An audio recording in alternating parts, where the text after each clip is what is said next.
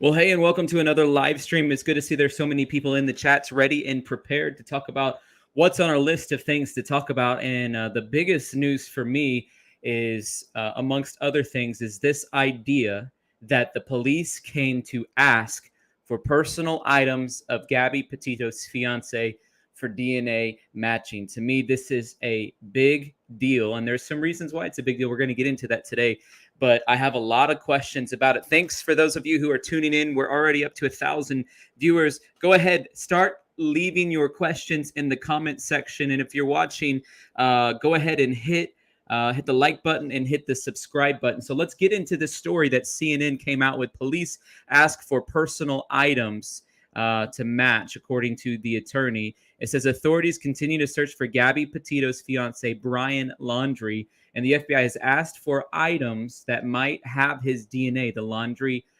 lawyers say. And so what I'm wondering, and let me know if you're wondering this, did they find something in the autopsy that made everyone think that there is something special about this new discovery? Did they find something in the autopsy that said we need to get Brian's DNA? I am wondering this myself, and there's been several great YouTube videos that started to come out. People are starting to talk about this. In fact, I'm going to play one here in just a second. And as we begin to have this discussion today, feel free to leave your questions in the comments section. Let's see what JP is saying. JP is saying the FBI should stick to running cover for the Clintons. It's the only thing they're good at. I don't know about that. I don't want to get into politics. Rochelle says he has to eat and sleep. They will find him. And I think today, one of the other things we learned is that the FBI is no longer searching in the Carlton Reserve. Instead, they're using targeted defense intelligence to go after him. And the FBI, according to the Northport Police, took over this investigation.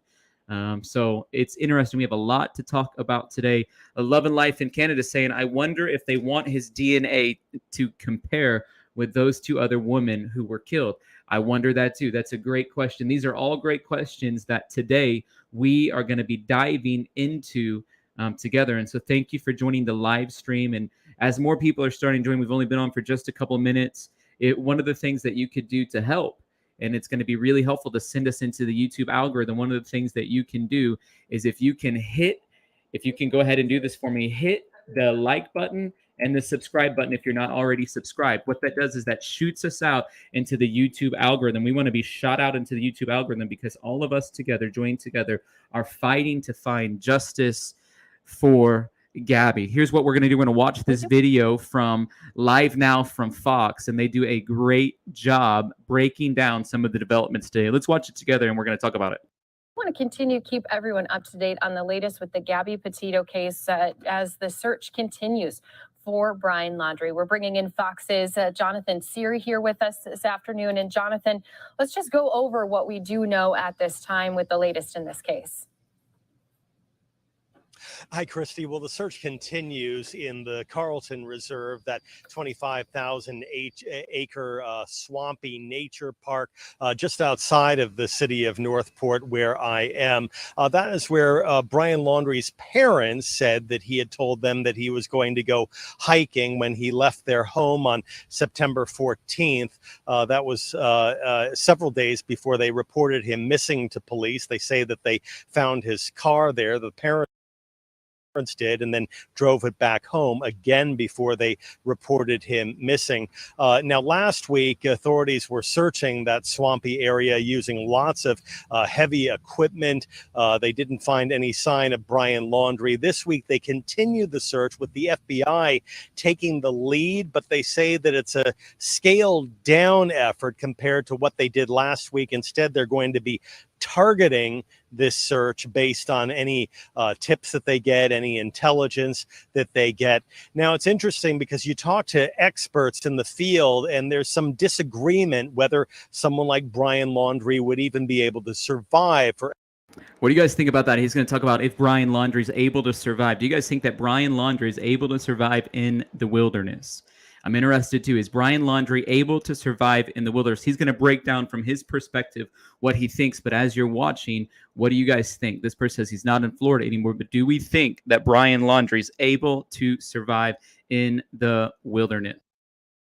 for any length of time out in that swampy, snake-infested, alligator-infested area. Earlier, we had spoken with a tour guide who had experience in that area, said that someone with outdoor skills who knew what to eat, what vegetation to eat, someone able to fish, would have plenty of food out there and plenty of water. After all, this area is about 75% flooded right now. But we also spoke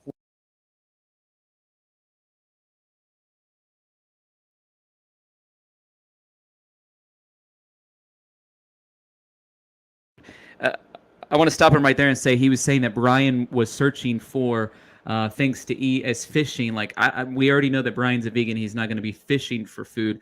But if there's anybody watching that's a vegan, maybe you know more about this. Are there things that Brian could have ate out there that vegans eat? I'm sure there are. With a rancher who works out in that area, and he says that he doubts that anyone would be able to survive for any length of time because most of the area is underwater. He doesn't particularly worry about the alligators. They, in general, are more frightened of humans than we are of them. But just that there's not, that the water is not safe to drink, that there are no springs there, no stores nearby, and so that someone, even with Brian's excellent camping skills, it would be a very difficult area for someone to hunker down for any length of time.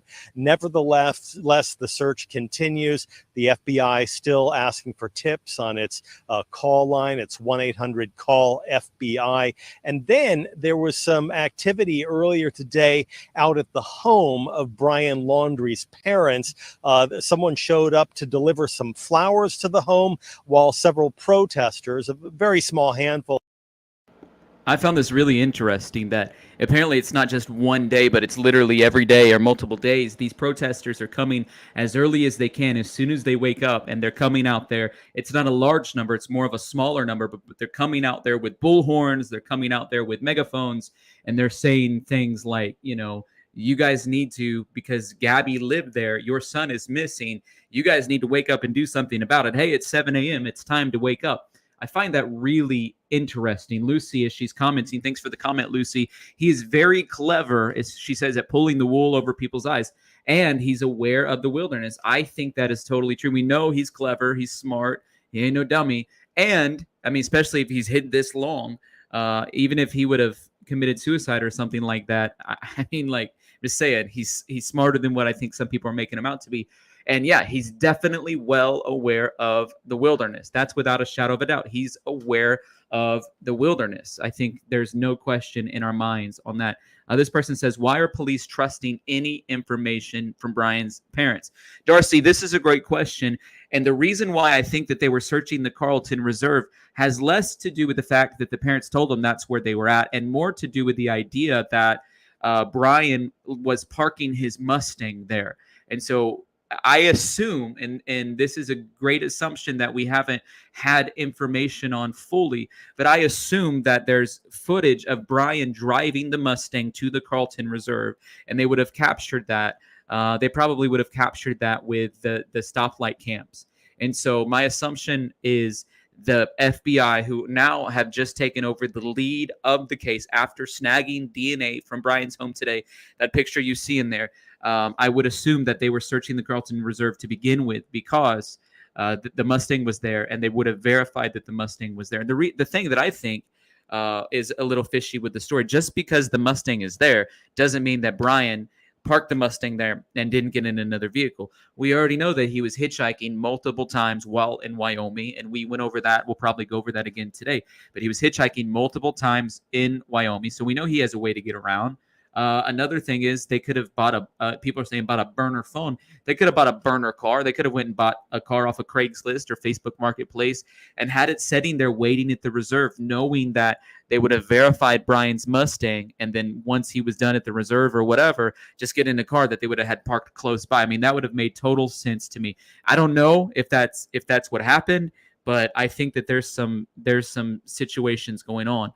Ori says, Tyler Feller, an alleged second Twitter account for Brian has been tracked back to one of his dad's properties in New York. I'm not surprised by that at all. In fact, one of the things that I want to get into today is there was a recent follow from Brian with somebody else on Instagram. Brian has been losing people that he was following. In other words, people that he is following have been blocking him. And so his follower count has been decreasing, but that's been proven that those people have been blocking him. But his count went from 40 people that he was following on Instagram to 41 people that he was following. And the people that he started following was somebody in the van life community, and they reported it to the FBI. It just happened within the last 24 hours. They look at their phone. They said, I just got a follow from Brian Laundrie. How is Bizarre Designs on Instagram able to follow anybody? And they just followed me. And so they reported it to the FBI. And there's been people who are tracking, they're tracking in depth Brian's usage of social media, and they were able to find that. And so I can't say about the second Twitter account. It's good that you said alleged, because we don't even know. There's a chance that Brian's completely innocent in all of this. There's a chance his parents are innocent in all of this. It doesn't appear that way, but it is possible.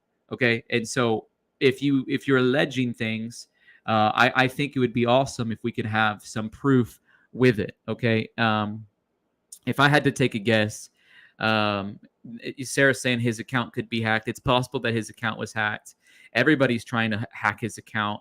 If I was going to hack his account, if I was in the account hacking business, you would think you would do something much more devious than just follow one person on there, right? Like, I don't know. Mia, thank you. I know you've been on our stream multiple times. Thank you for rejoining our stream. And it says that he played the little boy victim to Moab cops, and two of them had a troubled wife, so it suited them to blame her. And the woman ranger should have spoke up more. And I think this had to do with the jurisdiction of where they were at. And I think the one officer, not the officer that was wearing the body cam, from the way that the communication went down, the other officer who definitely continued to speak more about his issues, the cop who was wearing the body cam, he didn't talk about having some sort of toxicity in his marriage. What he was saying was he's been married for 5.5 years, and he's learned a lot of lessons in that time span. And so there's a whole lot to gather with that. But I think the female police officer was submitting to the jurisdiction of the city police in that moment. So Evan's joining. Evan, thank you for joining our live stream. And Evan's the co-host of this wonderful show. Joy asked this question. Tyler Feller is a joke clout chaser. Well, Jay, I don't know. I don't agree with you. I'm not trying to chase any kind of clout. I have no motive behind doing this other than helping find Brian. And guess what, Jay? You're welcome to go find another channel to watch. Nobody told you to click on this video today. Ain't nobody asked Jay to click on this video today. But if you want to go ahead and harass me, you can go ahead and get off my channel. All right. All right. B is saying this. No cop should talk about his wife taking psych meds. I agree. Nobody should be bringing their personal information. In this. Gmail dating says, I feel bad for Brian's parents.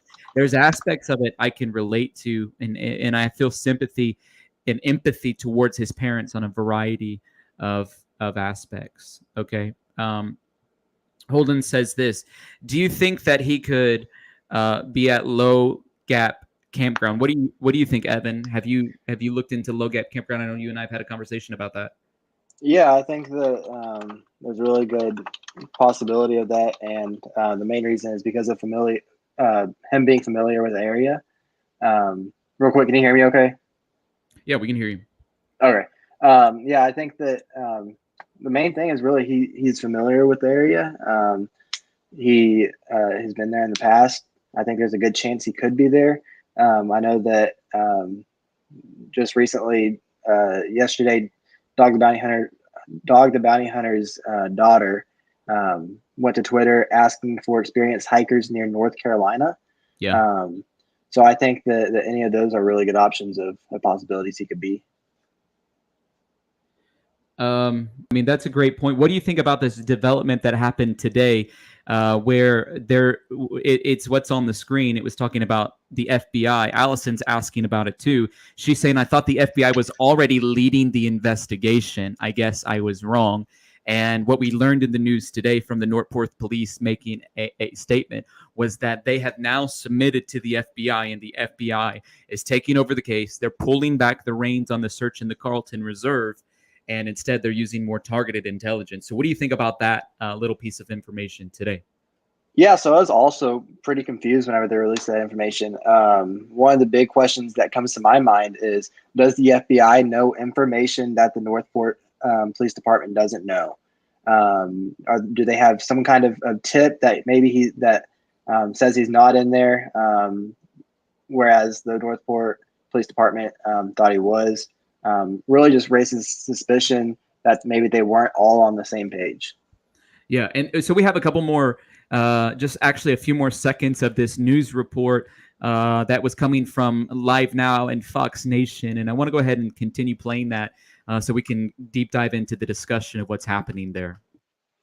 Of protesters were yelling at the parents for not being more involved, not forthcoming with information on their son's whereabouts, and not taking a more proactive role in trying to find his girlfriend before her body turned up dead in near a national park in Wyoming, Christy. Yeah, and we know too, FBI not only. So what do you think about all that, Evan? I mean, like, there's a lot of suspicion going around. There's a lot of question marks going around, and there's a lot that needs to be said. And people are saying, hey, he's in the Appalachian Mountains. He's in the Low Gap Mountains. And I have some questions, sort of like the viewer just asked. How come the FBI wasn't in charge of this to begin with? I'm with her. I thought the FBI was in charge of this thing since the beginning. You would think that if the FBI was involved in any way, that they would instantly become the top dog on the investigation. That's what I thought. And well, today the FBI has taken over, and it's interesting that as soon as the FBI has taken over, they are no longer searching the Carlton Reserve, but instead they are going after targeted intelligence. And so when I was looking at the weather reports, it is so swampy in the Carlton Reserve. I don't know where Brian Laundrie would be hanging out at that they don't know him. And Gavis, many of you were watching the other night. Gavis and I had a phone conversation earlier today. He's going to be joining us here in just a couple of minutes, and he's going to go through some of the theories of trying to find Brian. But Gavis and I were having the conversation earlier, and we deep dove in this. We don't think that Brian Laundrie is hanging out on the Carlton Reserve. And it could have been, Rachel is saying, I'm trying to put it on the screen. We're getting comments in really fast. She was saying it was a decoy. It's possible that it was a decoy by the family. I mean, it's very, very possible. Hey, if you're just joining our chat, can you do me a favor? Can you hit the like button? If you hit the like button, what that does is that shoots us out into the algorithm. We have over 4,000 people watching and just a couple of hundred likes. And so if you could hit the like button, that's really helpful. And I want to just encourage you to support content creators as well. And so if you feel led in any way to donate on Cash App or PayPal, it's up there on the top of the screen, Tyler Feller, or $ Tyler Feller 22. A portion of what we give goes to Gabby's family. They've started the Gabby Petito Family Foundation right now. When we donated the first time, from those of you that were giving towards that, what we ended up having to do, they give it through like a fire station, it seemed like a firefighter maybe had passed away and they have a foundation, and that's sort of overseeing the Gabby Foundation for now until they get it set up. And so we've been doing that a little bit, giving through that, but we're giving a portion of what's given through PayPal and Cash App to Gabby's family. And yeah, I would encourage you to do that. It's important to not just support us as content creators, but anybody that's online as a content creator.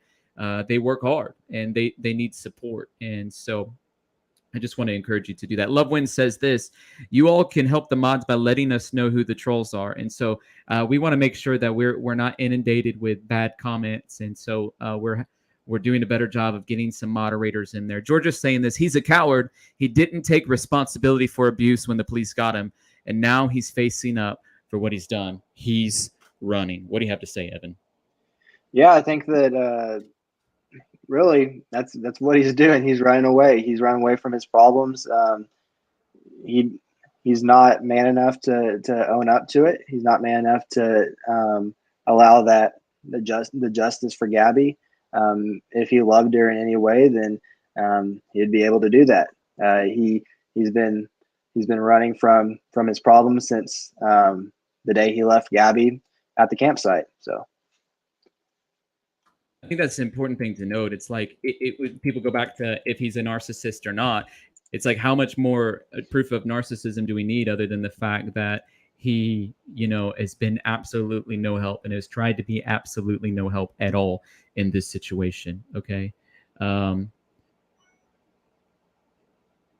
Here's a good question, something that we haven't spent much time conjecturing on, but it's interesting to think.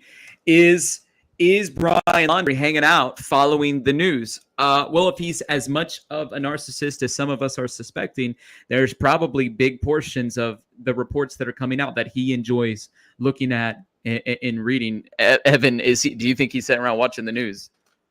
Oh yeah, I think that somehow he got a phone, whether it's his family or something else. And I think he's staying connected to his family with whether it's a burner phone or whatever. And I also believe that he is paying attention to the news. He's trying to get stay ahead of the FBI and the police agencies that are looking for him. I believe that us spending the last week in the Carlton Reserve, I think that he was getting so much enjoyment and pleasure out of that, knowing that he had a one-up on the authorities.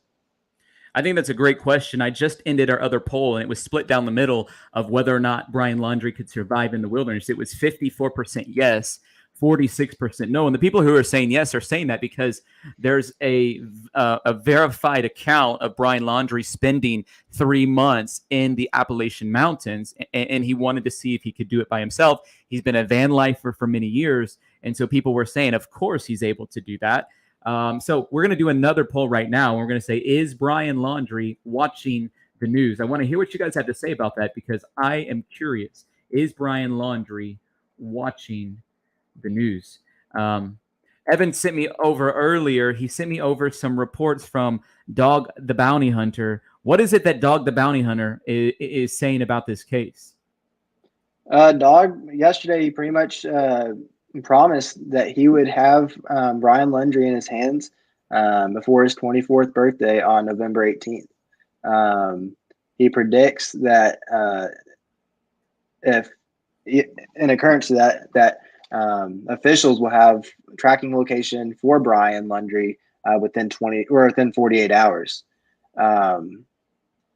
He said that the initial reason he went to the family's house and was trying to speak to the father was because he has a reputation, and that reputation is he gives you a second chance.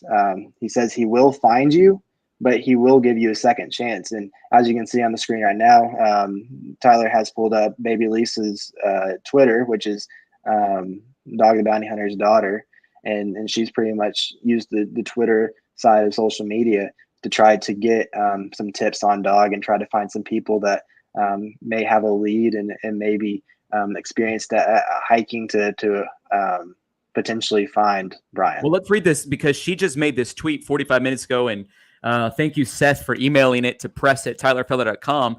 But he sent in, she wrote a tweet and she said, I can confirm that Dog Bounty Hunter has a hot lead on Brian's location. Dad has alerted the authorities. And she said, say a prayer, guys. This could be it. So let's just say a prayer. Dear Jesus, be with Dog the Bounty Hunter. Please reveal Brian.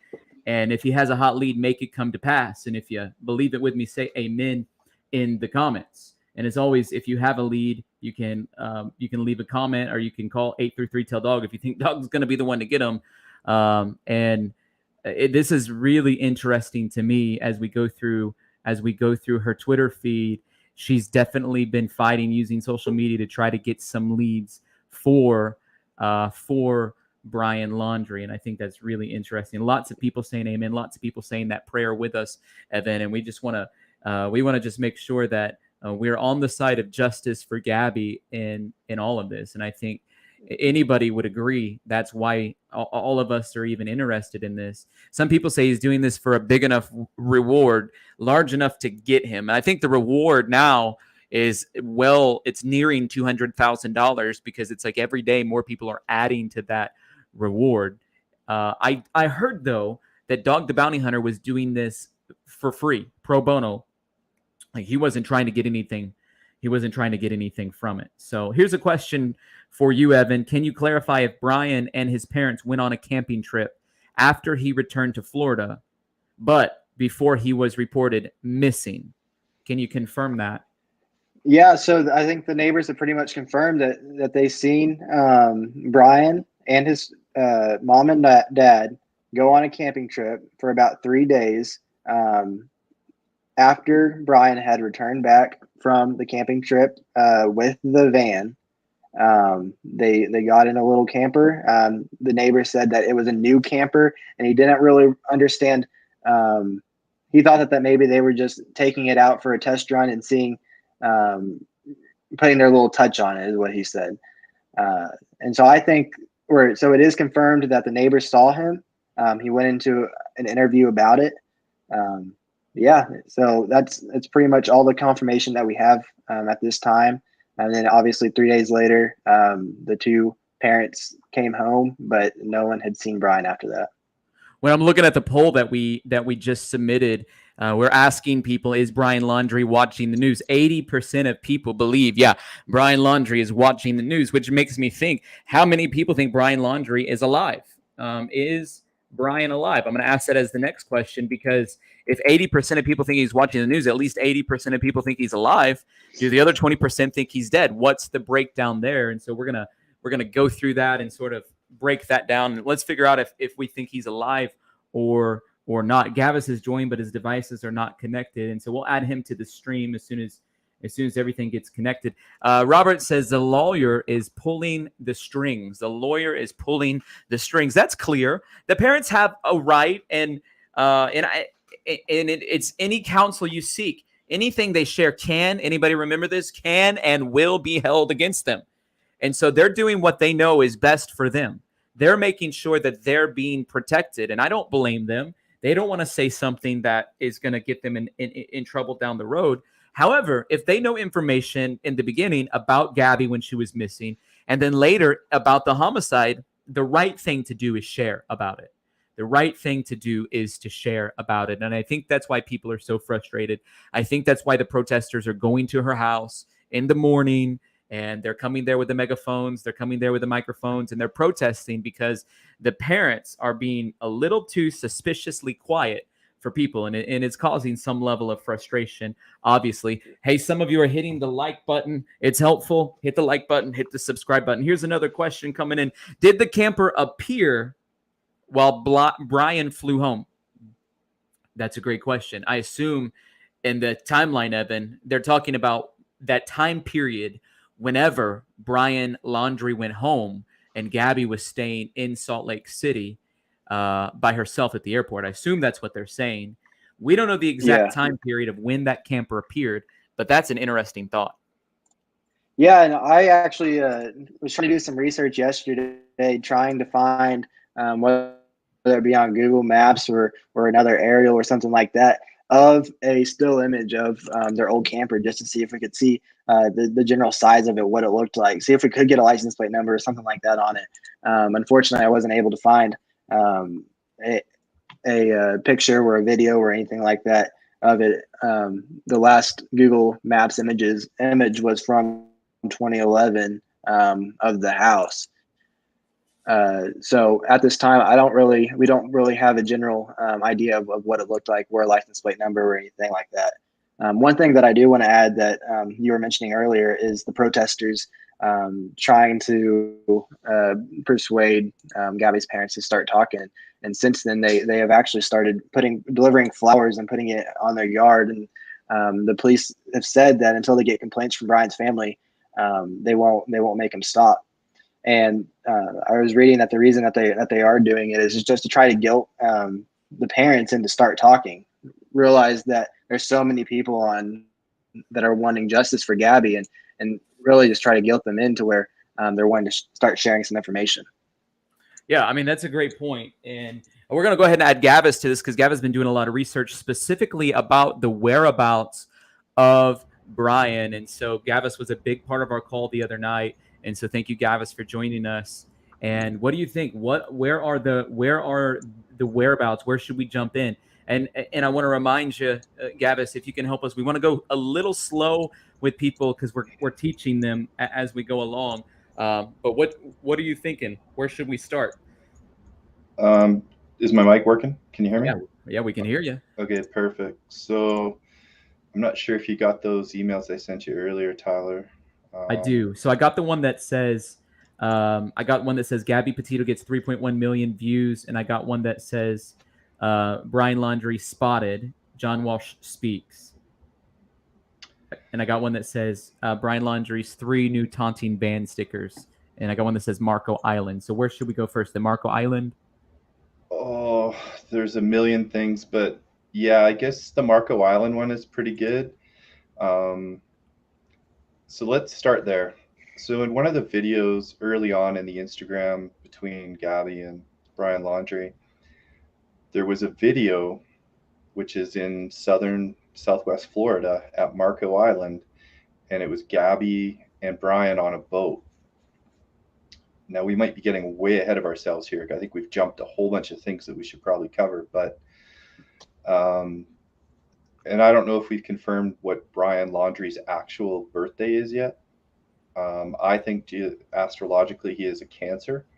There's some places posted where he's a Scorpio, but I believe after the fact, I think he's actually Cancer. So this is the area where... So Gavis, real quick. I was talking about Dog the Bounty Hunter earlier, and he said that he would nab Brian Laundrie before his 24th birthday on November 18th. Yeah, but I've done a deeper dive because I went down that rabbit hole too, and this fits everything else that I'm doing. Is Brian is a Cancer, which is a water element. Gabby and Brian have been here before, so I suspect there might be some sort of information that Brian's father had a boat at a marina out here, because they weren't just on like a rental boat or something. Like they were on an actual decent sized boat. Didn't you tell me earlier that their family owns a boat? Oh, no, I have no proof of them owning a boat or anything. It's just completely from that Instagram. I think I timestamped exactly on that video. Let me go to it. I can say this too. WFLA is confirming that there is a big lead. Concerning Brian that Dog the Bounty Hunter has came up with, and I'm glad that we were speaking positively of Dog the Bounty Hunter from the beginning, because Dog the Bounty Hunter, in our opinion, definitely we were approving of him being involved in this case. And so other people were saying he's doing this for publicity, and I think Dog is doing this because he wants to help. Okay, and so people are saying interesting. There's a big lead. Apparently, am I correct, Evan, in saying that the big lead is in North Carolina? Is that correct? Yeah, that's what Baby Lisa was getting at.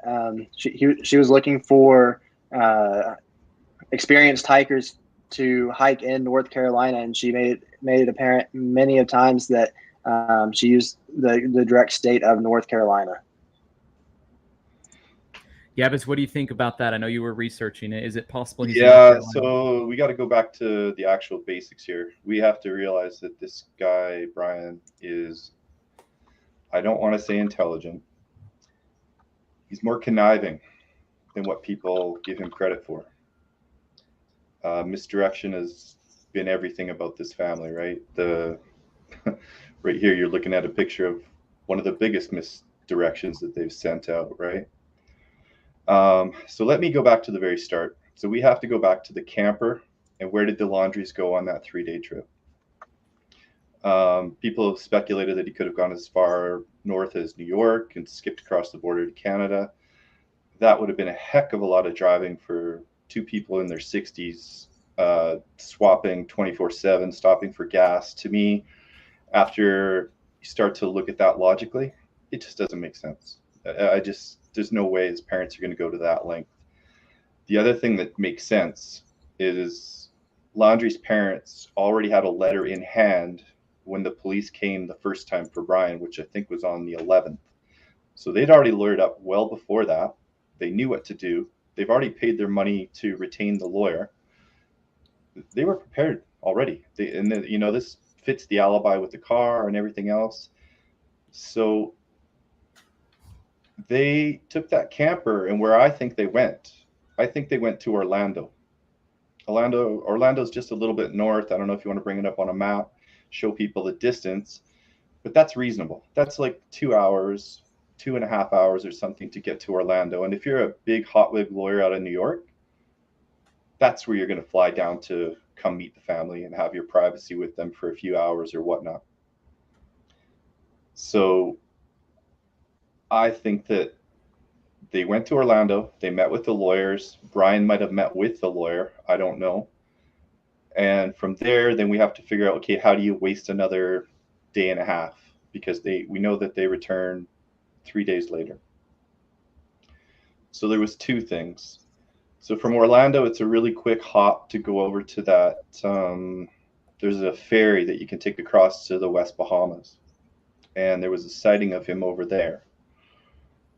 No, I think that's definitely possible because John Walsh said it and others said it, that from South Florida, it's a quick ferry ride over to the Bahamas. And I asked the question in the poll again today, just now, is Brian on a boat? And it's interesting for us to engage with people that are watching in order to give them a little bit of a say in it. What do you guys think?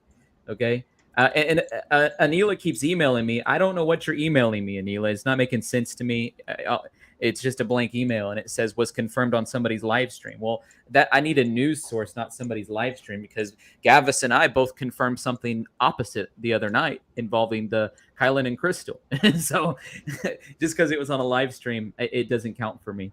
I want to know more specifically. Okay, people know Gavis. By the way, people are familiar with Florida, and they know that Orlando, because of Disney World, they're going to know it's right in the middle of Florida. And so people are going to be really familiar where the geography of Florida is basically familiar for a lot of people.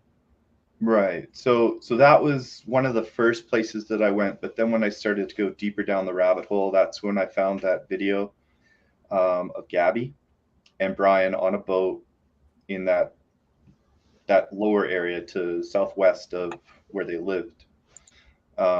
So that's the two places I think that he went. So he either went over to the West Bahamas, which was a quick, short drive from Orlando, or they took Brian then back down to the boat that they might have had, who knows, in storage. They could have had it at a marina.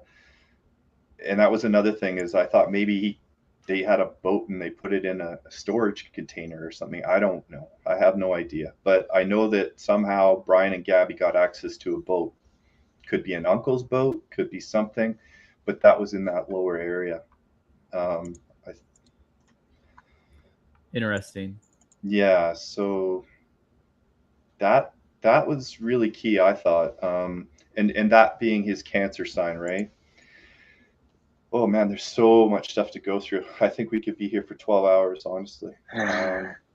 There's a million things to go through. The 3 extra added stickers on the van after Gabby was killed.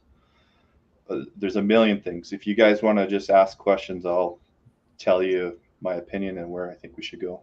Well, I don't want to. I want to make sure, and I told you this earlier on the phone. I want to make sure that we're not confirming that that's the birthday, because we don't know for sure. And I thought it was in November based off of the police report that I looked at. And so I just want to be careful with us saying that.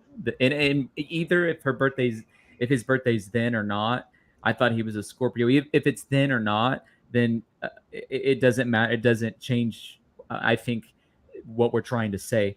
But what's important about the 3 stickers? Because people are saying, yeah, we want to know about the stickers. Putting in the comments. I want to talk about the stickers too, because there's been a lot of conversation. All right. Well, let's get into it. Are you going to play any videos, or do you just want me to talk on it? Yeah, I'm going to play the video that you sent me. Right. How long is that video? Do you know? That one in particular can be very long, right? You're going to play it from 6 minutes. Okay, I'm going to start at 6 minutes. You sent it to me with the timestamp, right? Yeah. But yeah, she's really good. This girl and I are pretty much on the same wavelength. It's kind of ironic. It's weird. Maybe it's destiny, man. All right. So what we're going to do is we're going to play this video, and she's going to talk about the stickers. And we're trying to get out there in the YouTube algorithm. We're trying to gain ground because, by the way, my channel is not monetized like other people's channels on YouTube. There are other people, Ikidmel, Popcorn Planet. By the way, Popcorn Planet, awesome guy. You guys, when he has a live about this, he follows facts. You should watch his channel, okay? Their channels are monetized differently than mine. And so they're able to even just make money by doing streams and this takes energy and time. And we're given a portion of what you donate through PayPal and Cash App to the family. I want to encourage you, if you don't mind, to support content creators in that way. And here's another thing. Hit like and subscribe. That's free, and that helps us out the most. We're going to go ahead and play this video that's talking about the stickers. Yeah, back it up to the 6-minute mark, I think. And texts from Gabby, little mementos of his journey. Let me show you something that's a little mind-blowing. In my opinion, it is. It shows me that he's clever. I think you He's need to go back to crafty. 6 there, Tom. He's calculating, and he's giving That is on 6. Okay, great. That's good. tells, even taunting. Let's look at the map where the Nevada Triangle is. The triangle is said to be within Reno, Las Vegas, and Fresno. Let me show you where Steve Fawcett was found in this triangle. Look a little closer. You know what's in it? That's right, Yosemite. Where have we heard of that before? And there's no service in that triangle. Because as I was scripting this video and started thinking about that, I came upon Brian's drawing with Krusty the Clown. And it says, a very holy Krusty to go with my holy Zoidberg. Any ideas for a holy trinity? Maybe he likes the number 3. And with this little stunt with the stickers, which is maniacal to me at this point, I think the police need to look back at the Moab murders. Because this, my friends, is not normal. And there doesn't seem to be a whole lot of remorse here, in my opinion. And maybe I'll also leave you with a little cliffhanger.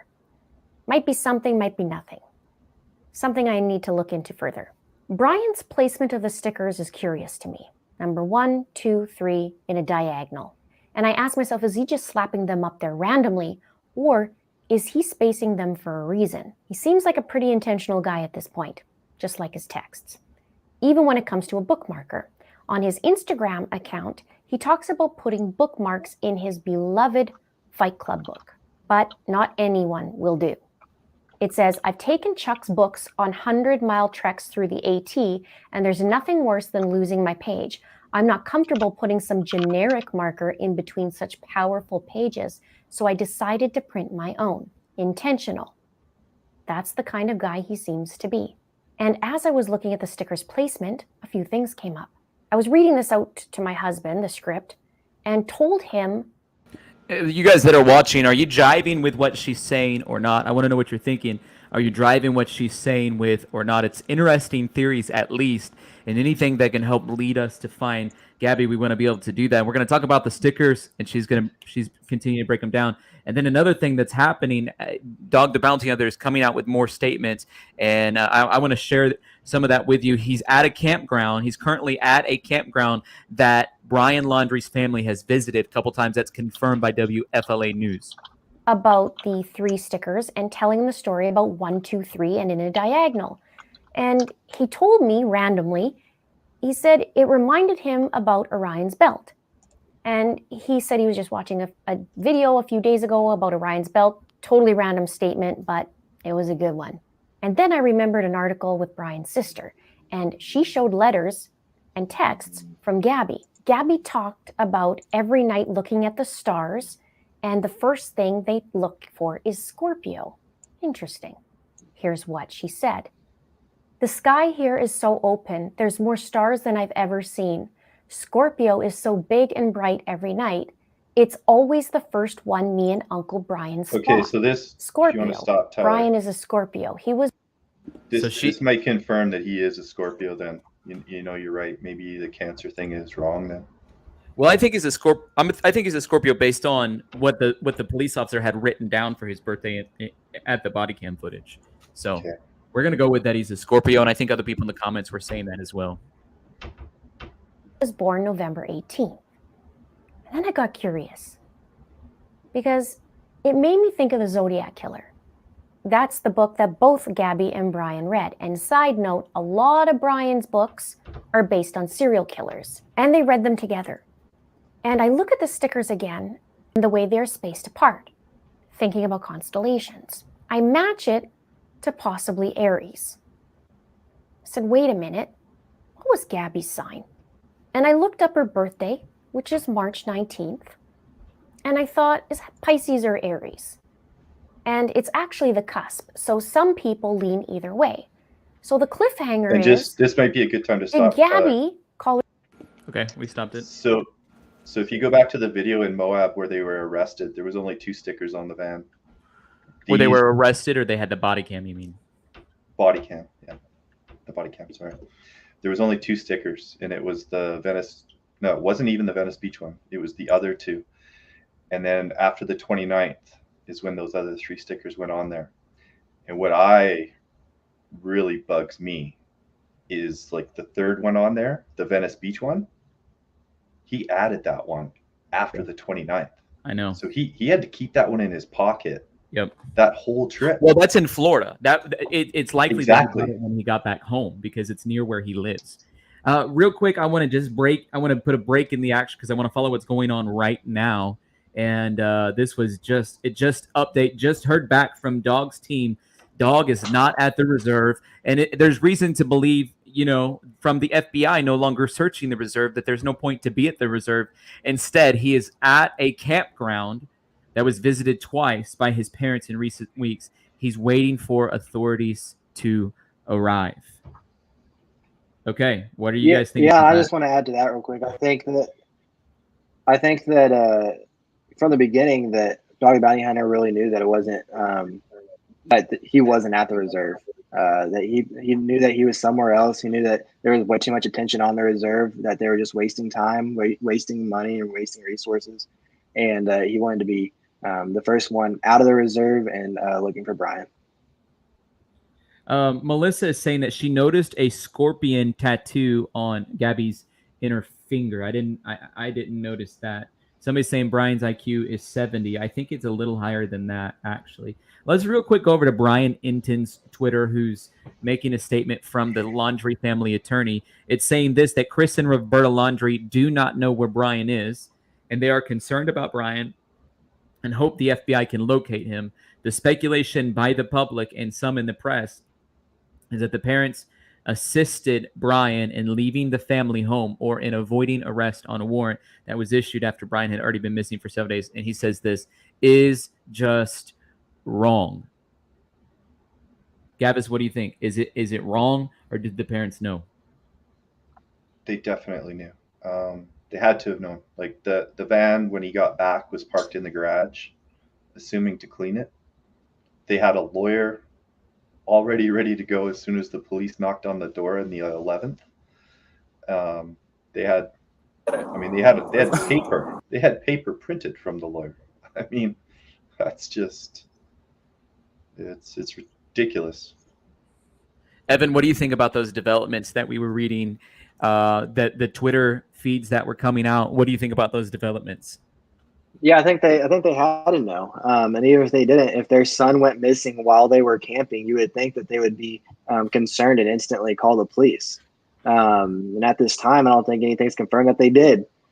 And with that being said, if my child was missing after we were going on a family camping trip for 3 days, and after he came back in his girlfriend's van, whenever she didn't come back also, I would be concerned. That would definitely be a red flag, and I would definitely be calling the police and trying to figure out where he was. And if that would have happened a lot sooner, then that just means that we could have narrowed down the search a lot quicker. What do you think, Gavis? They didn't call the police until they had planted Brian's car in that reserve and then brought it back. So this is completely planned by the lawyers. And yeah, no, it's really not cool. It's interesting theory, and we're bringing up that body cam footage, and I want to remind people the reason why we're doing this is because there is a wonderful young woman named Gabby who had a whole life ahead of her that was cut short. She was murdered and way too soon, and unfortunately, on the other side of that, there has been speculation that Brian was the one to commit the murder, and now he's missing. And listen, folks, all we want to do is find justice for Gabby. And when you look at this video, you can tell she's heartbroken. She's upset. If you listen to it, she's taking the blame on something that was clearly Brian's fault. And we need to be able to find Brian. I wonder the intel where dog got it. People are asking me to show a live video of dog. He doesn't have a live video feed. As soon as there's feed of dog available or a statement from dog himself, we'll put it up there. He's currently at the campground waiting for the authorities to arrive. And if you're watching, hit the like button and hit the subscribe button if you don't mind. Okay. What do you think, Gavis? I just thought it was interesting in this video right here. You're about to see where Brian stands on the edge of the van. He basically intentionally covers up those stickers almost. I don't know if that was by accident or on purpose, but it's interesting after the fact to see that, you know, there's only 2 stickers here, and then there's 3 after, or 5 in total. I know. After. And I've done a lot of research on it too, and it's sickening to think after, if you look at the Red, White, and Bethune video, even not even this video, if you look at the Red, White, and Bethune video, the before that video and then the after of what looked like the video and the police impound, there are multiple stickers added, including that one from Venice, and I think that's absolutely maddening and sickening. Yeah, just the fact that while this is all going on, that he has the audacity to go and get this sticker and put it on the van, just shows that he really wasn't fazed, and he really wasn't showing emotion for what was going on. It's like one step beyond being a narcissist. It's being a associate. And that's where I was trying to get to, you guys, is don't think this kid is I hate to even say that he's intelligent, but he's playing with people right now. So yeah. That's what I want to try to get across, is a lot of this feels really, really, really intentional. It says this video made me sad. She was defending him. It made me sad too. I mean, and it goes into what we're talking about. It made me sad too. If dog finds him, that will seal the deal for me. And this says, I agree, dude. She is brilliant. So, Evan and Gavis, today, this morning, the FBI appeared at the Laundrie family house, and they requested DNA of Brian. What do you think the purpose of that DNA request was? I thought it was so they could tie him back to the murders. What are you guys thinking?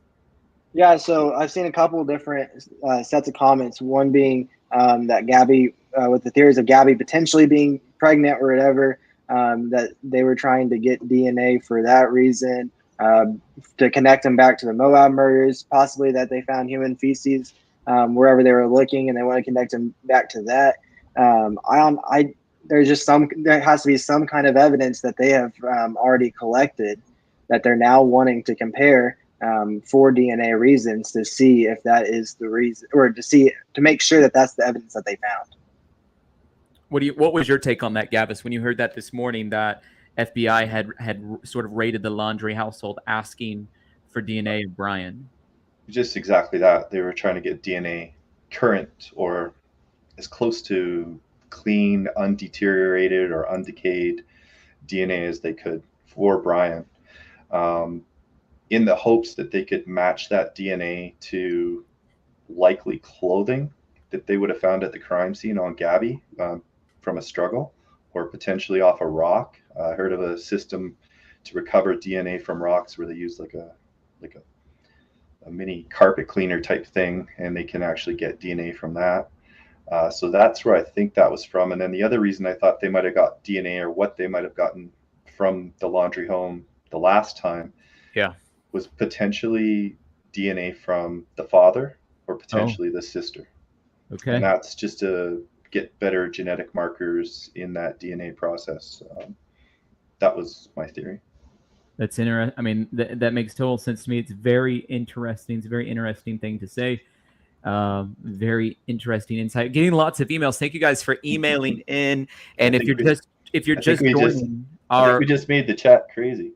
Yeah, I'm sure we did. If you're just joining, this is the most we've ever had on this live stream. This is only our 3rd time ever doing a live stream, and we're hitting over 10,500 watching now. And we only have 1,700 likes. And so if you guys don't mind hitting the like button, can you help us get to 15,000 people watching? And one of the reasons we want to do this is because we're helping find justice for Gabby. And the best way to help us is if you hit the like button. It sends us out into the algorithm. And as always, when we see your questions show up on the side panel, then what we're able to do is put them on the screen. Those of you who are asking for slow chat, I'm not able to have slow chat until 1 or 2 more weeks.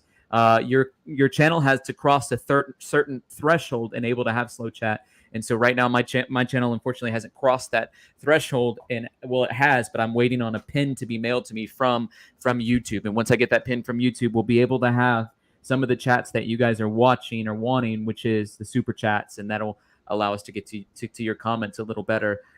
If you're interested in your comment popping up on the screen, send a gift to Tyler Feller on PayPal, or send a gift on Cash App to $ Tyler Feller 22, and we would be glad to mention your comments. They are rolling in really, really fast. He said, did you show the latest dog video? We showed the latest dog video, not on this stream, but we have talked about it and covered it. Jules says, I'm sorry, has it been confirmed that Gabby was pregnant or not?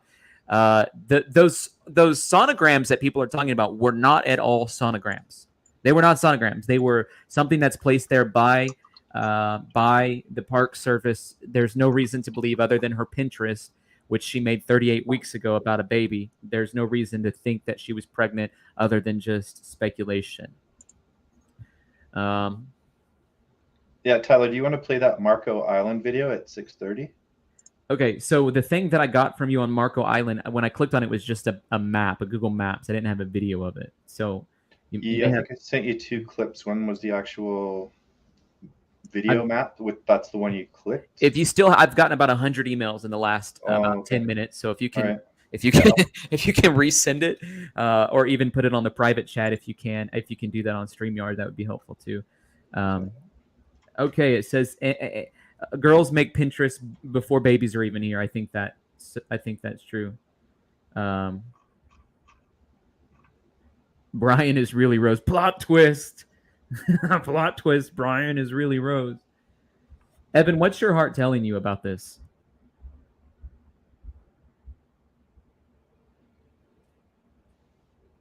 Looks like Evan might be frozen. Are you frozen, Evan? We can't hear you. Otherwise, I think I'm back. Oh, it's new. It says we have an update Can you from hear me LeBron James fan 96. It says new $170,000 reward. We can hear you. I said, what is your heart telling you about this? About what? Sorry, I cut out for a second. In general, about all of this, what's your heart telling you? I think Brian is alive somewhere. I think he is more connected than people are thinking.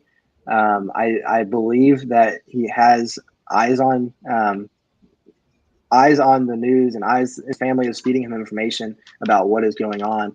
And I just think he's trying to stay one step ahead of everyone. I think that the FBI, though, has intelligence of where he is. I think that possibly Dog has intelligence of where he is. And I think that it'll be very soon, and he'll be caught.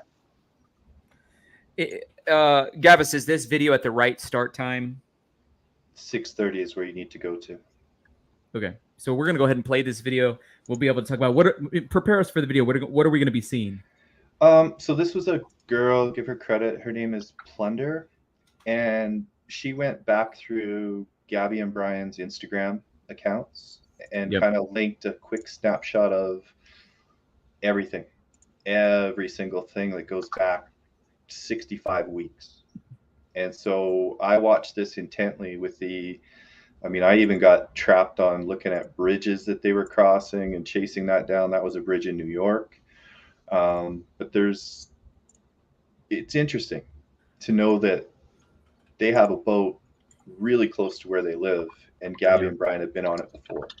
I want to, and so we'll watch that. Thank you for preparing that for us. I want to say thank you to Roberta Rosenblum, who sent via PayPal a donation. Thank you, Roberta, for doing that. And she has this question: who does the lawyer represent, Brian or the parents? The way that they have bundled this together is that the lawyer represents the Laundrie family, and so the lawyer actually represents all 3 of them. And so that's a great question, Roberta. Thank you for sending that in via PayPal.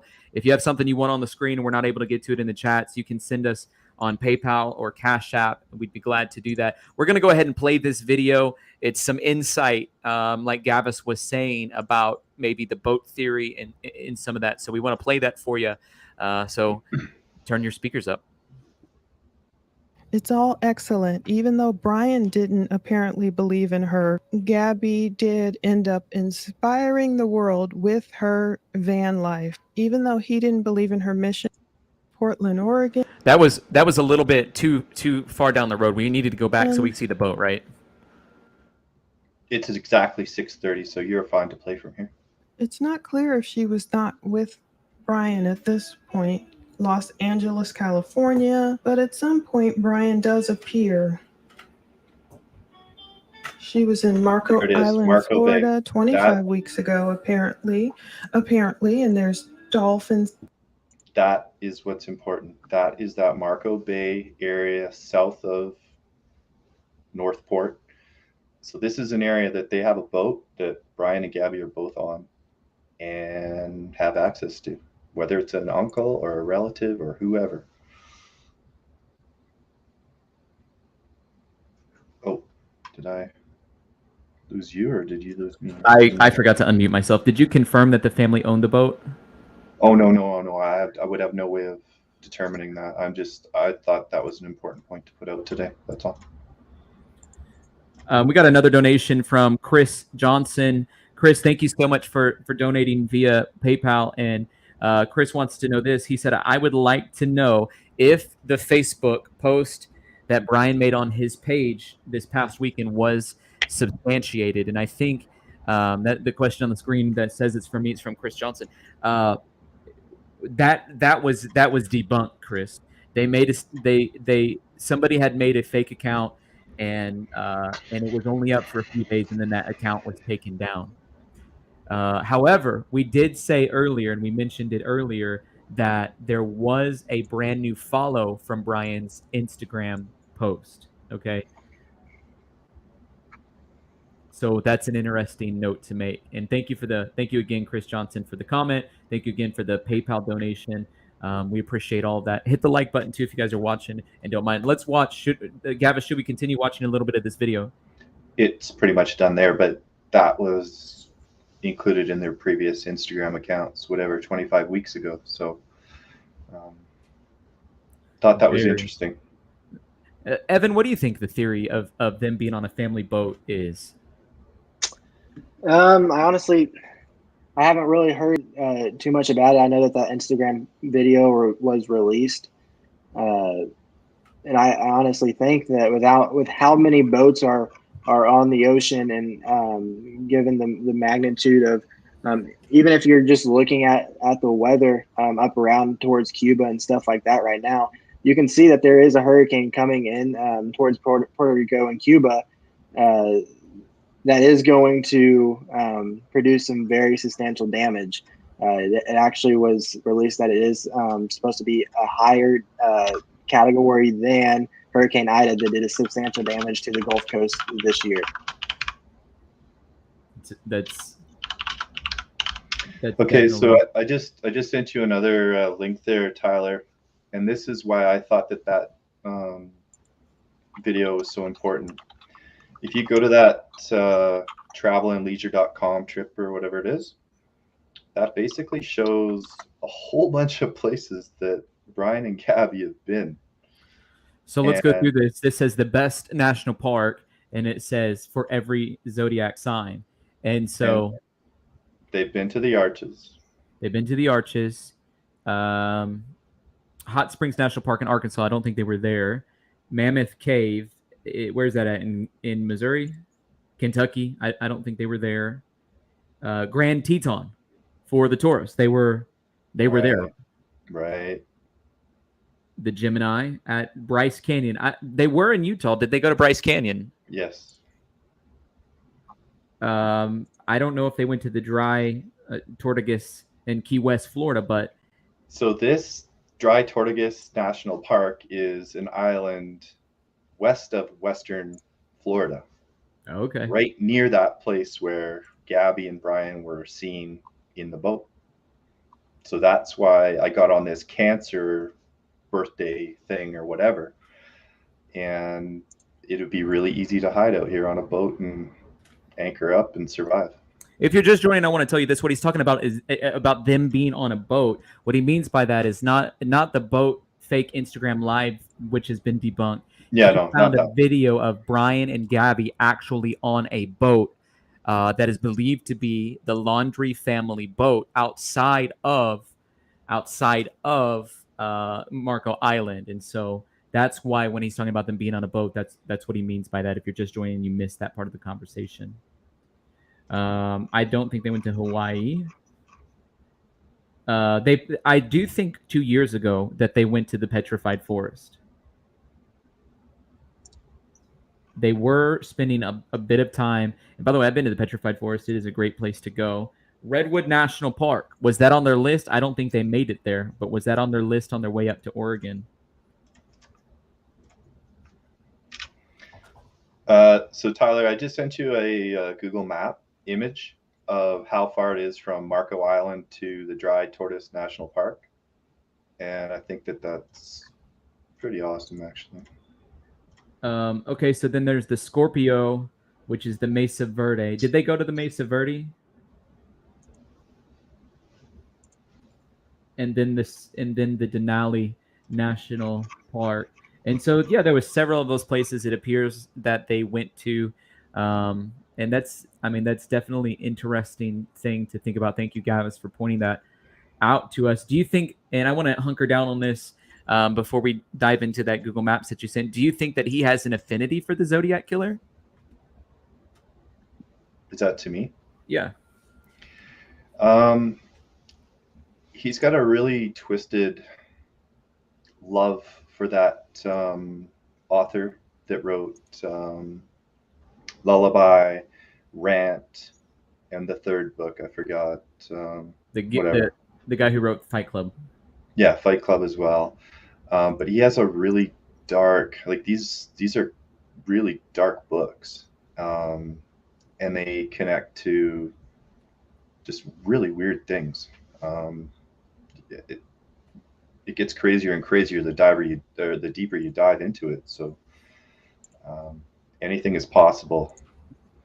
But the stickers on the van go back to the Aries constellation, his constellation if he's a Scorpio. In those letters, like there just seems to be so many things that connect to something else, and it's incredible. There's a lot about him that's dark. And Evan, I would like your take on it. Your mom's a therapist. She's been in on this conversation with you. You guys have had lots of conversations about it. There's a lot. Somebody made the comment earlier and said his music is dark too. From a pastoral perspective, that's what I do for a living. I'm a pastor. When I look at his music, when I look at the drawings that he made, when I look at the books that he read, all of it to me point to definitely a battle with darkness. From my perspective as a pastor, I know that there are people watching. That's not your world, okay? And I'm not telling you have to enter into my world. For me, that's my perspective. There's a lot about it that's really dark, and to me, when I see people doing that kind of thing, when I see them making those kinds of pictures, reading those kinds of books, having that kind of dark music, and all of those things are connected together, that is really alarming to me. In fact, why don't we just take a second, Evan, and I want you to talk a little bit about that, maybe from your perspective and your mom's perspective. But let's go through Bizarre Designs Instagram account, and I'm just going to scroll down and look at, if I scroll down and look at some of these drawings that he has. I know some of them based off of a movie, but to me, they are alarming to have that level of influence on there. What do you think, Evan? Yeah, just looking at that, you can obviously tell that drawings and the way you talk and the way you communicate, that has a lot to do with emotions. That's a way that people can cope with the feelings that they have. And I think that I'm nowhere near have the education to make like exact statements, but just from my personal experience, the stuff that you put out in the world often dictates the stuff that you're feeling inside. And I think that from looking at Brian's Instagram, we can see that throughout the dark images and throughout the books that he was reading. There was definitely some emotional and mentally poor choices that he was having in his life. El Cruz is asking, has the FBI investigated to see if the boat that belonged to them is still docked? I am certain that the FBI would not do a full-scale investigation of this magnitude with this amount of eyes on it without checking into that kind of thing. And so I'm going to go ahead and put up the Google Maps that we've been talking about that's going to show the distance between Northport, Florida to Marco Island, the drive from Northport, Florida, which is the home of Brian Laundrie, all the way down to Marco Island. And it's only an hour and a 40-minute drive from Northport, Florida. And so this is where I wanted to get back to that timeline. So they had to have left Northport, but I think they went to Orlando. So somewhere between like all of this time, they had to go meet the lawyer in Orlando in that 3-day window that they took the camper away. So I think Marco Island was their stop after they saw the lawyer. So there's a 3-way. Yeah, exactly. So this much distance for his parents is to drive in that 3 days is doable, and I think quite likely. So if they drove from Northport to Marco, it's an hour and a half, and then total it ends up being 5 hours and 37 minutes if they drove up to Orlando. And so yeah, they would have left Northport and went straight to Orlando first. That would have been the first stop with the lawyer. Are you saying this was what date are you saying that this would have taken place? So the 11th, they left Northport. Oh, the 3 days that the neighbor was saying that they're camping. You're saying they left Northport with the camper and drove to Orlando. And then from Orlando, they went down to Marco Island and then back to Northport. And you're saying that essentially what was happening during this time period was they knew that Gabby was missing. Their son came home without Gabby. At some point, he broke, told the family what happened, and instantly, because they're from New York, they maybe have a friend that's a lawyer, the Bertolino guy. They get in contact with him. They say, we need our Bertolino guy on this. So he comes down from New York and meets them in Orlando. Right. So this is the window where they meet with the lawyers, and this is where then they come out with Brian's missing too. We have 2 missing people, right? So the lawyer could have concocted and fed this story to the parents. There was a report, just so people are watching, that people in Marco Island yesterday were reporting that Dog the bounty hunter was in Marco Island yesterday. Oh, really? And I don't know if he was there yesterday. I know he was in Florida on his honeymoon. And so, and he cut his honeymoon short to go to the Laundrie's household. So I don't know if he was finishing up his honeymoon, which was in South Florida, or if he actually went to Marco Island because he had a lead.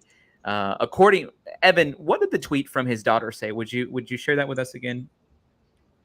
Yeah, let me find it real quick. He could have got the Marco Island thing from me as well. It's on that Instagram. I'm trying to pull it up real quick. I got it pulled up on the screen. Okay. She said, go ahead and read it. Right. Lisa Chapman, which is Dog Bounty Hunter's daughter, can confirm that Dog Bounty Hunter has a hot lead on Brian's location. He has alerted the proper authorities. He's not trying just to keep this to himself and find him on his own. Obviously, the more eyes, the better. She's asking for a prayer, and she's hopeful that this could be it. And then she's also replies to that and says, "Please remember, my sister Barbara Katie was taken away at the exact age as Gabby was. This is why Dad has taken this case so personally." Wow. I didn't realize that. Yeah, he said it in that interview that he had with Fox News where he was standing by that helicopter. He mentioned that. And then he says, "Just never know until you have him. I don't want people thinking he's caught and let their guard down, but no changes since the previous post. Still waiting." He said, "Dog, I've been in contact with Dog the Bounty Hunter to confirm they're investigating what they call Big Lead." And he says, "In He says in the woods. Okay, he says in the woods.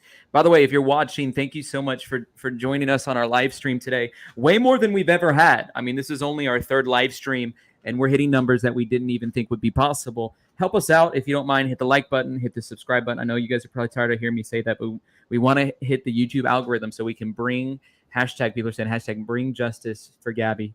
One of the best ways you can do that is by hitting the like button on the video, hitting the subscribe button to my channel. And if you feel led, well, we would appreciate if you want to donate on PayPal, Tyler Feller, or Cash App, $ Tyler Feller 22. We don't have the super chats going like all the other channels that are investigating it at the scale we are.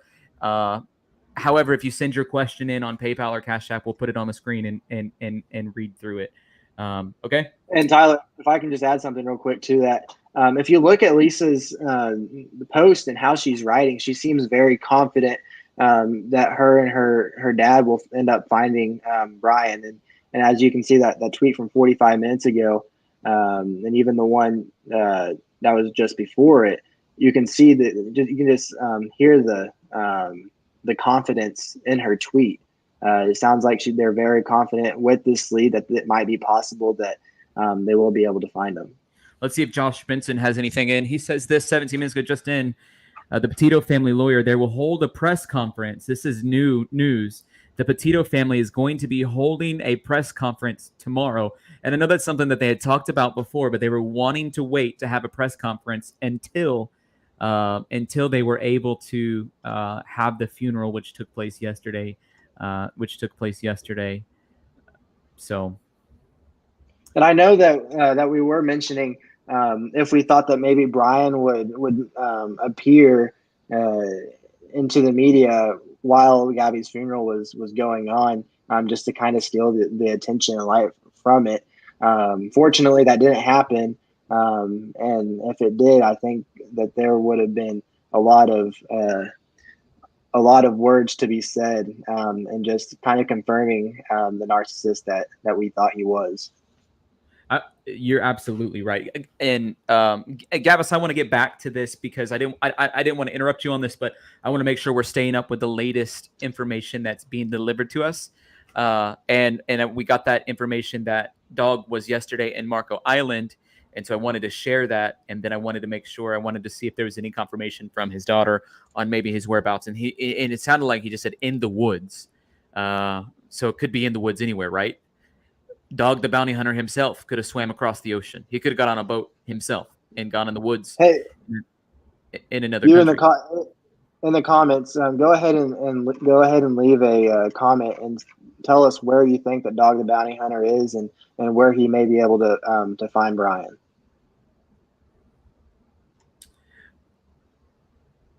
We got an email from Daniela. It looks like Montanu. 2 nights ago, when the cops responded to the Laundrie house, 4 shots fired. There's a video on WFLA where the cops put pizza on the red pickup truck, and a lot of water are pouring out as if they dropped a boat in water with that truck. I think, Daniela, it was because there was lots of rain. It's a stormy, rainy season there, so I'm not sure about that. Gavis, take us back to this conversation on the triangulation of what you're trying to map out with. So just basically the round trip from Northport to Orlando to Marco Island and then back to Northport. So we know that they traveled somewhere for 3 days. And I think that this trip is actually doable, right? Instead of doing some quick jaunt to New York and coming back in 26 hours or 25 hours of driving. So this, to me, is a possibility. It's interesting. And then it goes back to that, zodiac signs of where you should go in that dry tortoise or whatever that thing's called. It's just right there by Marco Island. So it's interesting. And you could hide out on the water in a boat and put on a disguise or a whatever. You could probably figure a way out. Evan, I agree with this. And maybe the FBI is going to be a little more loosey-goosey. but I doubt it because they're the FBI. But they understand the value that the public plays in this role. What do you think about allowing the natives to take part? Well, I think that's what Baby Lisa, Doggy Bounty Hunter's daughter, was getting at with her tweets and stuff. She was looking for natives who were familiar with the Appalachian Mountains and wanted them to be able to help. And she actually ran into a group of hikers that did not know who Brian Laundrie and who Gabby Petito was at all. There's so many people, and there's a wide group of people that are still in the dark about this whole investigation. And so it's very important that the natives do realize what is going on, especially the hikers and outdoorsmen and people like that are in North Carolina hiking, just so they can keep an eye out in case they see something strange. I want to thank Thomas Prescott, who sent a donation in just now. Thank you, Thomas, for sending that donation in. It means a lot to us whenever you guys are supporting our channel like that. I didn't see a question attached to that, Thomas. And so if you have a question that you wanted to ask, let us know. We would be glad to answer your question. Thank you guys for joining our stream. Hit the like button and the subscribe button.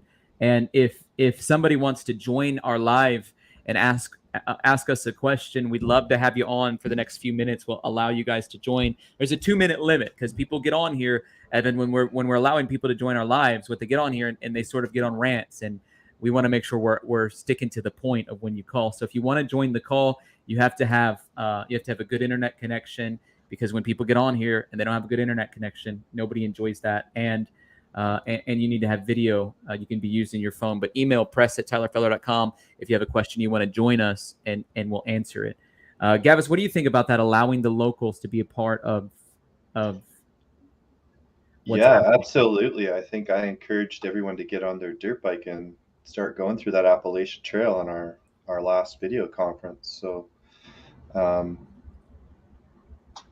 I think the way that Brian is so calculated, I just don't believe that he's out there on the Appalachian Trail. It just seems too easy. I think there's something, it's misdirection, just like he's done before. So that's why I'm led to believe that Marco Island, or just dead east of Orlando, that's where you catch the ferry to go to the West Bahamas. So that was the other place that I thought was good, right? Because everyone knows he's already been on Appalachian Trail for 3 months. He's no dummy. He knows what's going on here. So what I'm doing now is I put a question into a new poll into our chat, and I want to know what you guys are saying. Let's get 3,000 votes on this. Where is Brian? Is he in the Appalachians of Georgia? Is he in the Appalachians of North Carolina? Is he in Marco Island, or is he in the Cuba or the Bahamas? And so if you guys don't mind, let's see if we can get 3,000 votes onto this poll, and that's going to give us a little bit more insight of where the general population, people that are watching, thinks that he may be. And again, thank you guys, those of you that are supporting our channel and sending money on PayPal and Cash App. It really means a lot. It helps us to be able to create even better quality content for this, and even devote some more time to this. And a portion of everything we have, we're giving to the Gabby Petito Family Foundation. So Evan, what do you think about the Marco Island theory and Cuba, Bahamas? If I gave you $1,000 and you had to place a wager, where would you put it? Between those options, or between all options? The options in the poll. I would pick Appalachian Trail in North Carolina. The other day after we got off the conversation about the Georgia Trail, I was really keened on that idea. The main reason is because he is familiar with it. But with that being said, there is a lot of attention going towards North Carolina right now, and I could see that definitely being a possibility. I do want to add that there was a comment that says the FBI has all along been conducting the investigation, none of which is news. Can you kind of explain that, Tyler? Well, the FBI was not taking the lead on the investigation. It was the Northport police was in charge of the missing person investigation of Brian Laundrie because it was a local case. And when we think about it from that lens, that could be one of the reasons. As you look on the screen, there's the Carlton Reserve there. That could have been one of the reasons why the FBI was allowing the Northport police to take lead on the investigation. And so, Gavis, when you're typing, it's loud, so Sorry. you might mute yourself keyboard. if you're going to be doing lots of time. But anyways, when the FBI made the decision today to pull back their resources from the Carlton Reserve, what ends up happening in that moment then is a group of people with the FBI that's saying, listen, we've exhausted $200,000 a day in the Carlton Reserve. When we're taking over now in this missing person / arrest warrant case, we're going to set our sights elsewhere. So initially it was a little bit different. We have Michelle who's wanting to join the call. Michelle, thank you for joining us. What's your question? Oh, hi. Can you hear me? We can hear you. Oh, great. I called in the other night too. This is really wacky for me, but I lived in Naples. I was a wine director for about 10 years. And one of my best friends manages a restaurant in Marco Island. And she just shot me a message yesterday. I'm sorry, last night. And she said that Dog, the bounty hunter, was there and she was talking with him and he said he's headed into Alligator Alley. I keep getting people sending me stuff about Alligator Alley, and I didn't really know what they were meaning. Somebody was saying he's rushed by alligators. I'm like, I don't know what you mean. What that is basically, and by the way, I'm from Minnesota, Tyler, but I lived in Naples for a while. So there's this straight shot basically through the swamp. Like that's where Bear Grylls started his whole thing. He dropped people into the Alligator Alley. It's literally, and it's whatever they're looking in, this park for him right now, it's 10 times worse. It's infested with alligators. You name it, it's there. No one can survive there. I mean, he couldn't survive there, but that's where that's where he said he was headed. Dog said he was headed through the Alligator Alley. So, is there rumor that people throw dead bodies there? That's what Dr. Dab says. No, it's not a rumor. I've never seen one, but yeah, I've definitely heard that. I would live down there for 10 years. Yeah, I heard that a lot. A lot of mafia stories and stuff like that, and it's very believable because nothing would ever be found there. No one could ever look there. Like if Brian had said he was going to hide or meditate there, like I don't even know that we could launch like a search party there. It's like one of the worst places to look. So, and wow. I could not believe when my friend told me. My friend Shannon, she said, "Yeah, I waited on Dog today." He said they're headed to Alligator Alley. So I don't have much to offer, but that's that. When we look at the tweet that his, by the way, I want to thank Brian Davis who donated via Cash App. Thank you, Brian, for supporting the channel. Thank you for believing in content creators. You can PayPal Tyler Feller or Cash App, $ Tyler Feller 22 if you want to join on that. But thank you for donating, Brian. And Michelle, you bring up a good point. When we look at the tweet from Dog's daughter, yep, it says he's in the woods. Is Alligator Alley a wooded area? It's like a marsh. It's like a gigantic marsh. So nothing there looks very tall. But I'm sure many of your listeners right now know what it looks like. It's like driving through a very menacing, endless marsh. It's just really long and very wet. And apparently alligators are afraid of humans. Is that true? Yeah, no, that's what I've learned. I mean, I grew up with Gardner snakes in Minnesota, but yeah, since moving down here, I've learned that like they will go out of their way to avoid you. We had one on my street. We had one get stuck in the sewer tank the other day. Like he was coming out onto the street and his belly was so fat, he got stuck there. Well, what I'm going to bring up on the map, just so everybody can see it. Yeah. Alligator Alley in relationship. Right. So it's a straight shot to Miami.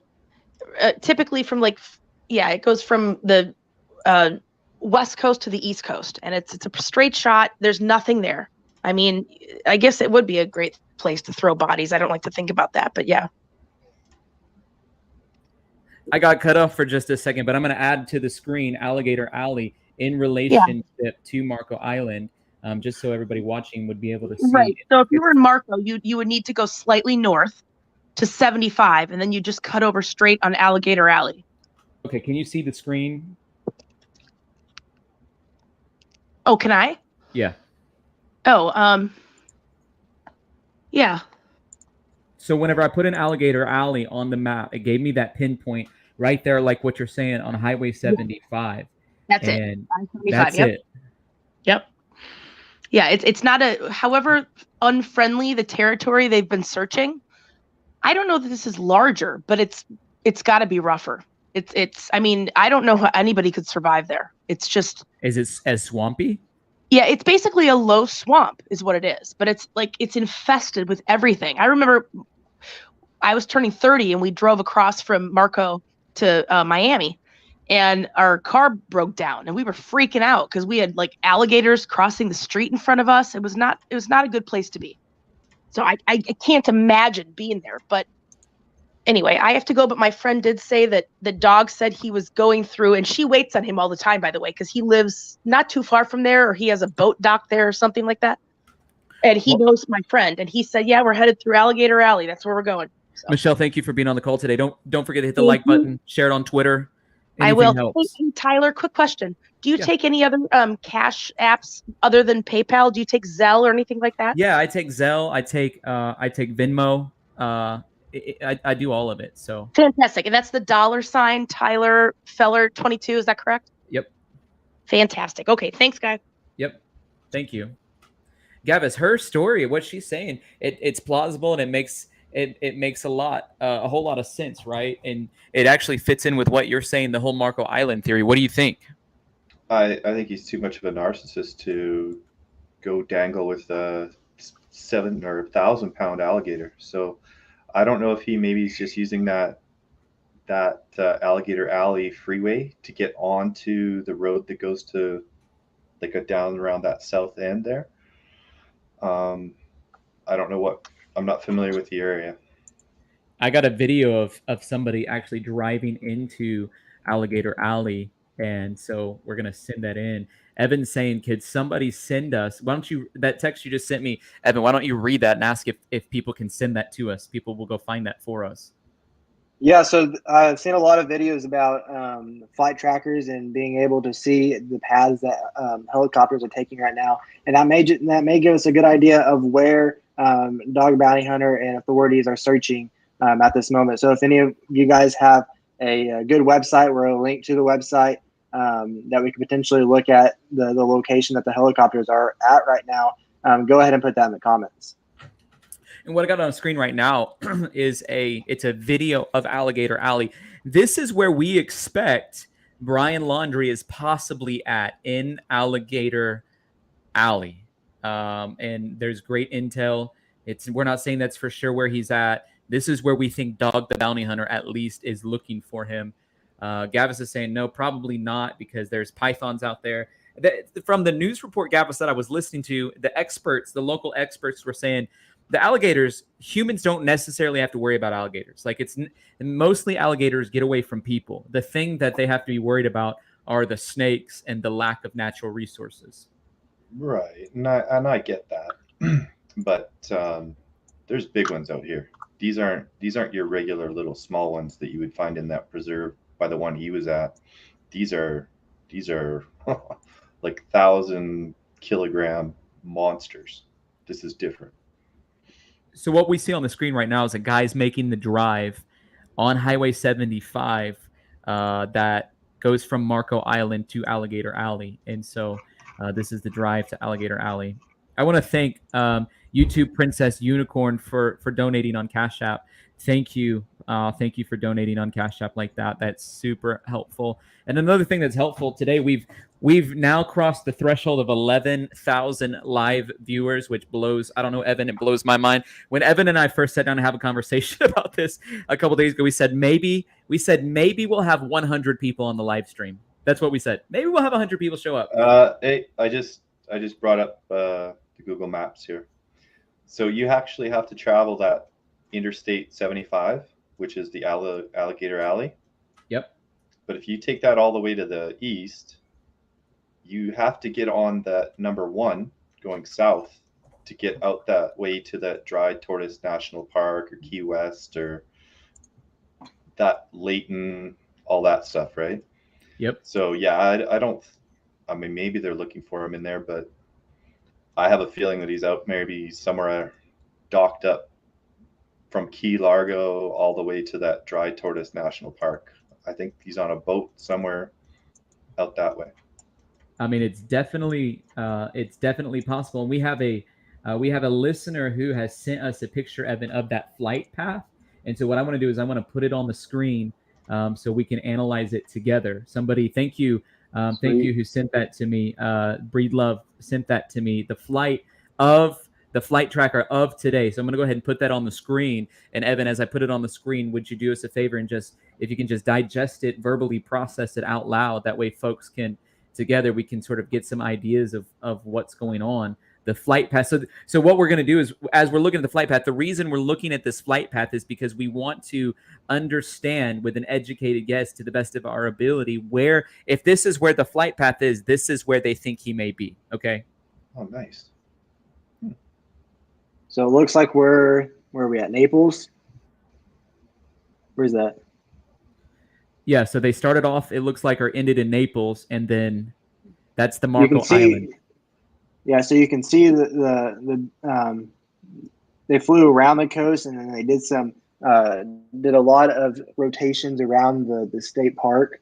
And usually what will happen is that news sources or someone like that will get a lead via scanner or via a tweet or something like that, and they will instantly take off and they will go and they'll try to find any evidence to say or to see from an aerial perspective of where Brian may be.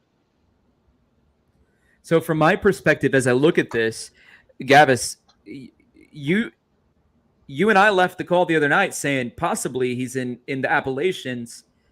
You did great research the past 2 days. We had a phone call earlier today. Reason to believe he at least was in the Marco Islands because the family boat was there, because that's a familiar location that he and Gabby were at before. So you're saying possibly he's in Marco Island. Then we're on the live stream. We see a tweet from Dog the Bounty Hunter that's confirmed by the local news saying that Dog has a big clue, a big lead. He's on the scene pursuing after this lead. And what we end up spotting, what we end up seeing is that Dog, he's on the scene. Yes, he's on the scene, but also he's on the scene in Marco Island. And so that's double confirmation. And then now we're looking at the flight tracker, and the flight tracker flew from the airport in Naples and then completely around Marco Island. And then exactly what Michelle, who was on the call, just told us. And we appreciate Michelle calling in. That was great insight, Michelle. We love it. Michelle, when you call in, Michelle from Minnesota says she has a friend who's working in Marco Island. And she said that Dog comes in there all the time. The intel is they're all rushing. They're headed towards Alligator Alley. To me, that flight path right there it looks like right where, actually looks a little south of Alligator Alley on Highway 75, but there's a wooded area that stretches to the edge of Alligator Alley. On the north end of Alligator Alley is Highway 75. On the south end is that Collier Seminole State Park. And it looks like the flight path trajectory, at least of this one aircraft, was searching that area. I would assume, Evan, there's more than one. Yeah, and that's what it looks like. It looks like there is more than one aircraft in, and I'm curious of when this was taken, and also if they're having more heavily activity in that area now. I think it's interesting that you see at the bottom there, at the end of Marco Island, you see like 7 or 8 different loops. That looks to me like they're trying to. What's that? That's interesting. Yeah, I just think that's looking to identify a specific boat. I think they're onto that same idea that I'm onto, is that video that Gabby and Brian took 24 weeks ago. They're looking for that boat. I'm going to make a note. I would be several loops south of Marco Island. And so basically, we're all onto something here, mainly by all. Michelle and Gavis are onto something here. It's saying, hey, possibly he's in Alligator Alley. Possibly the family got in the boat that's docked outside of Marco Island, took Brian there while they were on this 3-day trip that began on September 11th. And maybe Brian's on the boat. And it may be a good time anyways for us to bring up the overall timeline and kind of go through just some big points in the timeline. We don't need to go through all of it because we spent so much time. I'm sure everyone that's in the case in the way that we are has gone through it and spent a lot of energy on it in the same way that that I have, that you guys have. And so we're going to bring up Gabby's timeline, and we're just going to say we're going to go down here towards the bottom. And Evan, why don't you break us down starting on the 30th, break us down to the 1st, and then we'll add some of the other things that have happened. Yeah, so on the 30th, we have noted that Gabby's parents received a text from her phone that says no service in Yosemite. Laundrie is suspected of using a debit card and PIN for accounts that don't belong to him for charges of more than $1,000 sometime between August 30th and September 1st. And we're curious of what he did purchase at the gas station that Tyler has footage of and talked to the manager, and also how much cash he did take out of the ATM. On the 31st of August, he stopped at Casey's General Store in Bend, Illinois to withdraw money, makes a purchase, and did so using Gabby's card and PIN. September 1st, Brian returns to Florida with a van, a license plate radar. Detected his license plate that exited Interstate 75 in Northport at 10:26 a.m. It was a ET of 36-hour drive. So, and then there was a big break. Like, we really don't know what happened for 10 days. We really don't know what happened. The best intel that we have, correct me if I'm wrong, Gavis, the best intel we have is from the neighbors saying they prepared to go on a trip, right? No, they were also served. They wanted to go and talk to Brian, and they were prepared just before they left on the trip with a document from the lawyer saying, contact our lawyer, period, end of story. Then they went on the trip. And that's when I think they got on, loaded up that camper. Remember the other night we were confused, thought there might be 2 campers. I think there was only this one that's sitting in the driveway right now. That's the camper they loaded up. They went to Orlando. That's where the big dog lawyer, that I don't know what his retention fee is, but it's probably $25,000 to $50,000 just to talk to that guy. And that's why the parents wanted to go meet him. They sat down, they went through strategies, things that they could do. They came back, reported him missing, probably on instruction from the lawyer. And since then, they've kept their mouth shut, which is exactly what high-priced lawyers are paid to do. We have a comment from Margaret that says, did you know that Brian's uncle owns a boat company? Margaret, if you have proof of that, verification of that, send me an email, press@tylerfeller.com. What we want to do here, and it's important to Gavis, it's important to Evan, it's important to me, we want to stick with facts. And so it's plausible to me, it makes sense to me, but I want to know if that's true. If you could get us information that verifies that from a credible source, then we want to dive a little bit deeper into that. I just wanted to make one other comment, and this shows how much of a individual that Brian might be. I'm imagining that Gabby probably had a withdrawal limit on her card. Yeah. And so here's what I'm thinking is that he took out a maximum 400 all 3 days. Right. And that just is, again, so disgusting. And I think that the parents shut the card down after that on the first. Right. I think this is interesting, and it's a point, Evan, that you and I haven't talked about much.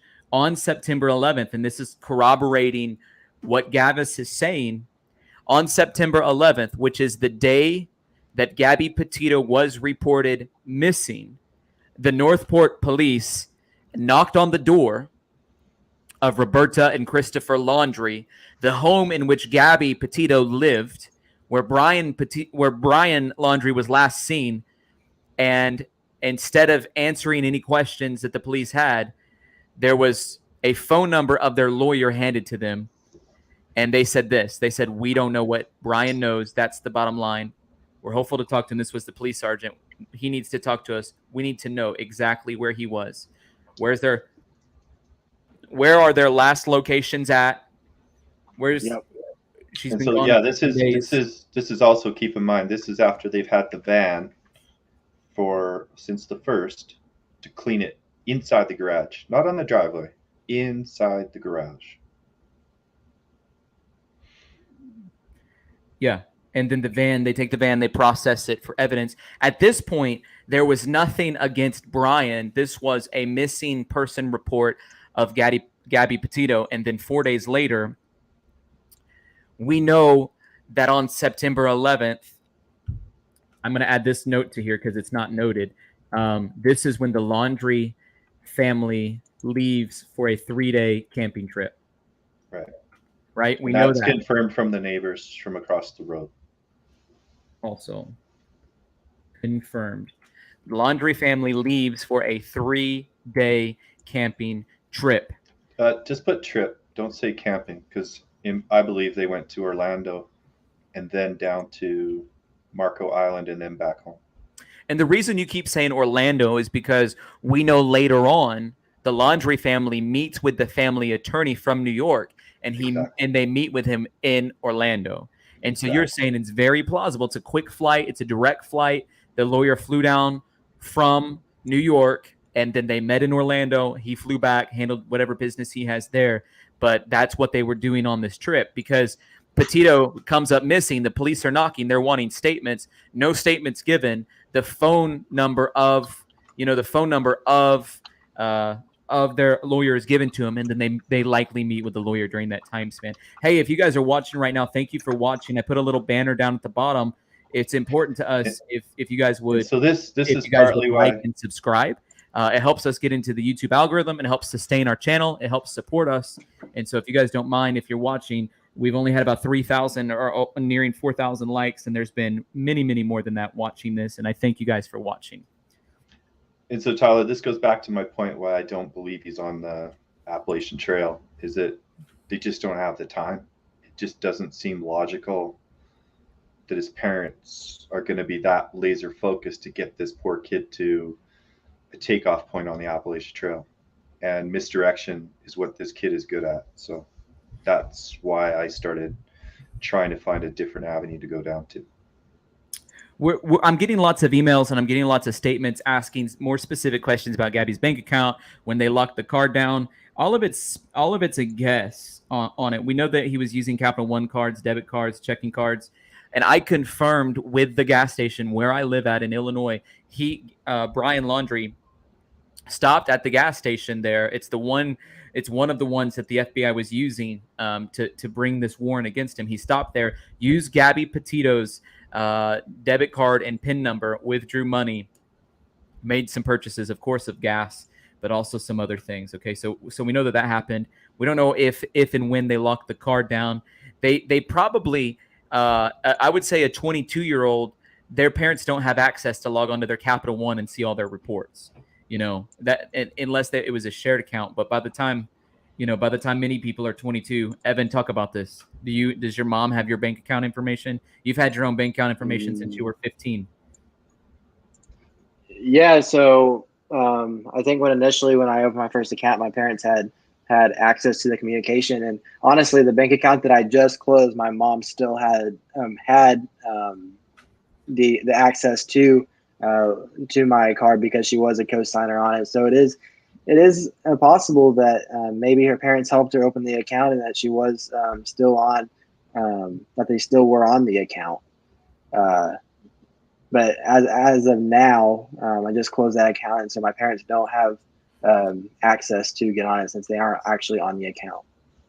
We are taking calls, just question marks. We're gonna some questions. We're not gonna be on the stream for much longer today unless something big breaks later on. But we'd love to have you guys. Join on and ask a question if you want. And I'll send you the link. Email press@tylerfeller.com. We'll send you the link, okay? And then you can hop on with us. If there is something breaking, we're gonna be right on the scene. In fact, it's worked out for us that we've been able to jump on the scene right as breaking news is happening. Somebody's saying there's news on TMZ about dog, and as soon as we're following all the updates. As soon as we have updates about dog, we'll put it up there. The thing on TMZ is just saying what we've already been saying, which is exactly what's been really important. That Dog the Bounty Hunter has a hot lead, we believe, through intel. It's right outside of Marco Island, possibly in alligator land. So let's go through this timeline some more. So that's what we think happened on the 11th. And by the 15th, Laundrie's nowhere to be found. So he's named a person of interest, not in the homicide. At this point, he's named a person of interest in the disappearance of Gabby Petito. September 16th, there was a Northport press conference with the father and the Petito family letter. And then 17th, 16th, 17th, this is when the sister, and Gavis, you have good insight about the sister. Talk about the sister's interview on Good Morning America. Which sister? Sorry, I was trying to look up something. Brian Laundrie's sister's interview. Oh, yeah, no. This is after the family's already been hunkered down with the lawyer quite a bit, right? So this is by the time the parents have gone to Orlando, come back. They've had the big meeting with the lawyer. The lawyers talked to them and told them their rights. You can, plead the fifth, all these good things. And so she stops herself halfway through that interview when she was asked a question about how did Brian get back to Northport. And this was, and after that big fight with Gabby and Brian on the 12th, right? So she stopped herself and she said, well, Brian does halfway through that. And that would have been from being coached on what the lawyers would have taught them to say as a family, in my opinion. Here's a question coming in from Candace. What if his parents purchased him prepaid visas? I mean, I thought about that. And if I was in this situation, I'm not going to be in that type of situation. My integrity wouldn't allow it. My faith with Jesus wouldn't allow it. But if I was in that situation where, if somebody I knew or loved was wrongfully convicted or publicly wrongfully convicted of something, being accused wrongfully of something, I would probably help. I would probably figure this out, and I would use prepaid visas if there's a way to purchase them without being tracked. Like, so if I could purchase them with cash and then give them out, I mean, that's possibly what I would do because they're not traced back to anybody's name. Or he could be having cash, actually. I want to add something to that real quick. And from the beginning, we have kind of wondered how much his parents have actually helped him stay off the radar, whether it be prepaid visas, large transactions out of their bank account, whether it be getting him a burner phone or something like that, so where he can stay connected to the world. I do want to point out that I am on Flight Radar 24 right now, and I am around the Marco Island, Everglades City area, and I'm not seeing a whole lot of activity at this point. There is just some small planes and stuff like that have took off. Do you see anything further to the south towards that dry Tortoise Bay or whatever along that highway? I do not see around Highway 75. No, the Highway 1. So 75 goes east-west. There's a road from off the east side that comes down along that arm that goes out into the middle of the ocean. That is the one I think that's important. So he could have disguised himself as a female. I watched a video about this, and they actually say that males cannot disguise themselves as females because of the Adam's apple. I guess they could in some ways. They said it's much harder. The CIA was saying it would be much harder for Brian Laundrie to disguise himself as a female. However, it would be very plausible for him to disguise himself as someone much older than what he is, wear a wig because he doesn't have any hair. Everybody's looking for a skinny, bald guy. Add a little extra layers of clothing and padding. I mean, that's definitely something that I think would be plausible in that. Somebody's saying, where do I email? If you want to join, you can join by press@tylerfeller.com. Send us an email. We'll send you a link to join the call. Yeah, so Gavis, I'm looking at, I found Highway 1. It actually is the road that takes you into the Florida Keys. And at this time, I see one helicopter, but it looks like it's coming from like Orlando or something like that. Okay. I see a couple of small planes that one looks like it is taking a little bit of doing a big overview circle around the Coulter Bay area. But other than that, it doesn't look like there's a whole lot of activity. Like, okay, so do you see that Ingraham Lake? Where would that be at? It's kind of that big nose that comes out. Evan, text me the link of what you're looking at. Okay. So basically from Everglades National Park to Key West. Look in that area. That's where I think you're going to potentially see some. So just to bring everyone up to speed, So if you're just joining the call, there was intel today that that Dog the Bounty Hunter has located a potential location of Brian Laundrie, and there's other intel stating that Dog the Bounty Hunter was in Marco Island. And as we're learning this intel, we've been building up a case, building up an identity, understanding that Brian Laundrie was likely either in the Appalachian Mountains, which we talked in depth about on our last interview or our last conversation, or possibly in Marco Island, because there's intel that says the Laundrie family had a boat they owned at Marco Island. That's why Dog the Bounty Hunter was there. And then he rushed in the past 2 hours. He rushed east of Marco Island into a wooded area known as Alligator Alley. And then I'm going to bring up on the screen right now a flight tracker. Evan's going to break it down with us. This flight tracker is giving us information on where police were possibly looking. So how do I get it to show exactly what you're wanting, Evan? Just zoom into the area, and then you can click on either the airplanes or helicopters, whatever you see, and it'll give you a common path that they've been taking. Okay.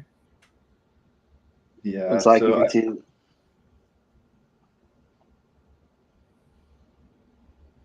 Is there a smaller aircraft? Probably are the ones, right? That's what you think. Smaller aircraft and then helicopters. Can I filter it out just for small aircrafts?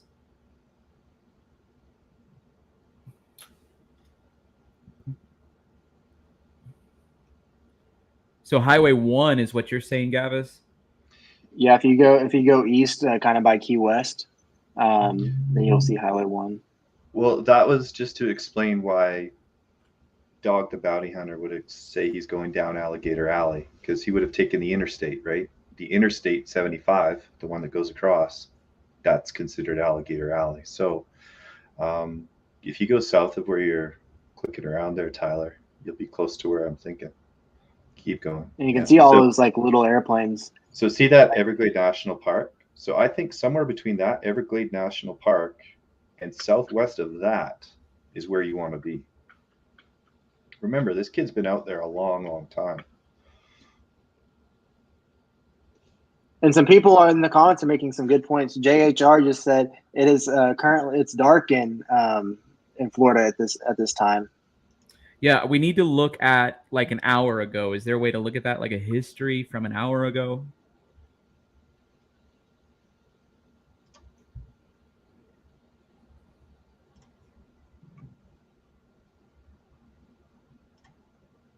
I'm going to look at just small aircraft. And there are quite, and you know, if they're looking for infrared stuff, they don't necessarily have to have, as many have said, they don't have to have daylight to do infrared searches in this area. We know Dog the Bounty Hunter is a little north here. He's in Dog the Bounty Hunter. If you would look at where where it says Big Cypress National Preserve, we believe that's the area where Dog the Bounty Hunter is currently at.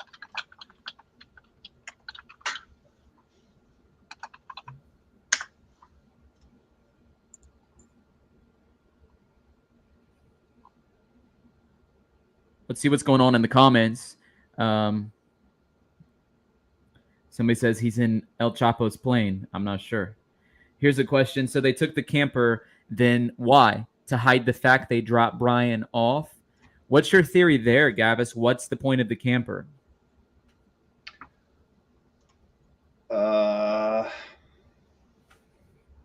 Maybe they thought they were going to take him up to the Appalachian Trail. And then on the way there, they went, no, this isn't going to work. Could be. Very much could be. I saw an interesting what you see on the screen right now is Alligator Alley. Maybe, Evan, check out TMS3 flight. That's really interesting. Somebody just sent me the position only flight for the sheriff's department of the Marco Island, the county police there. And so I think that this is really interesting. It appears as if they left and they flew into a certain area, circled it several times. Is it on the screen? Can you guys see it? And then flew Yeah, we back. can see it.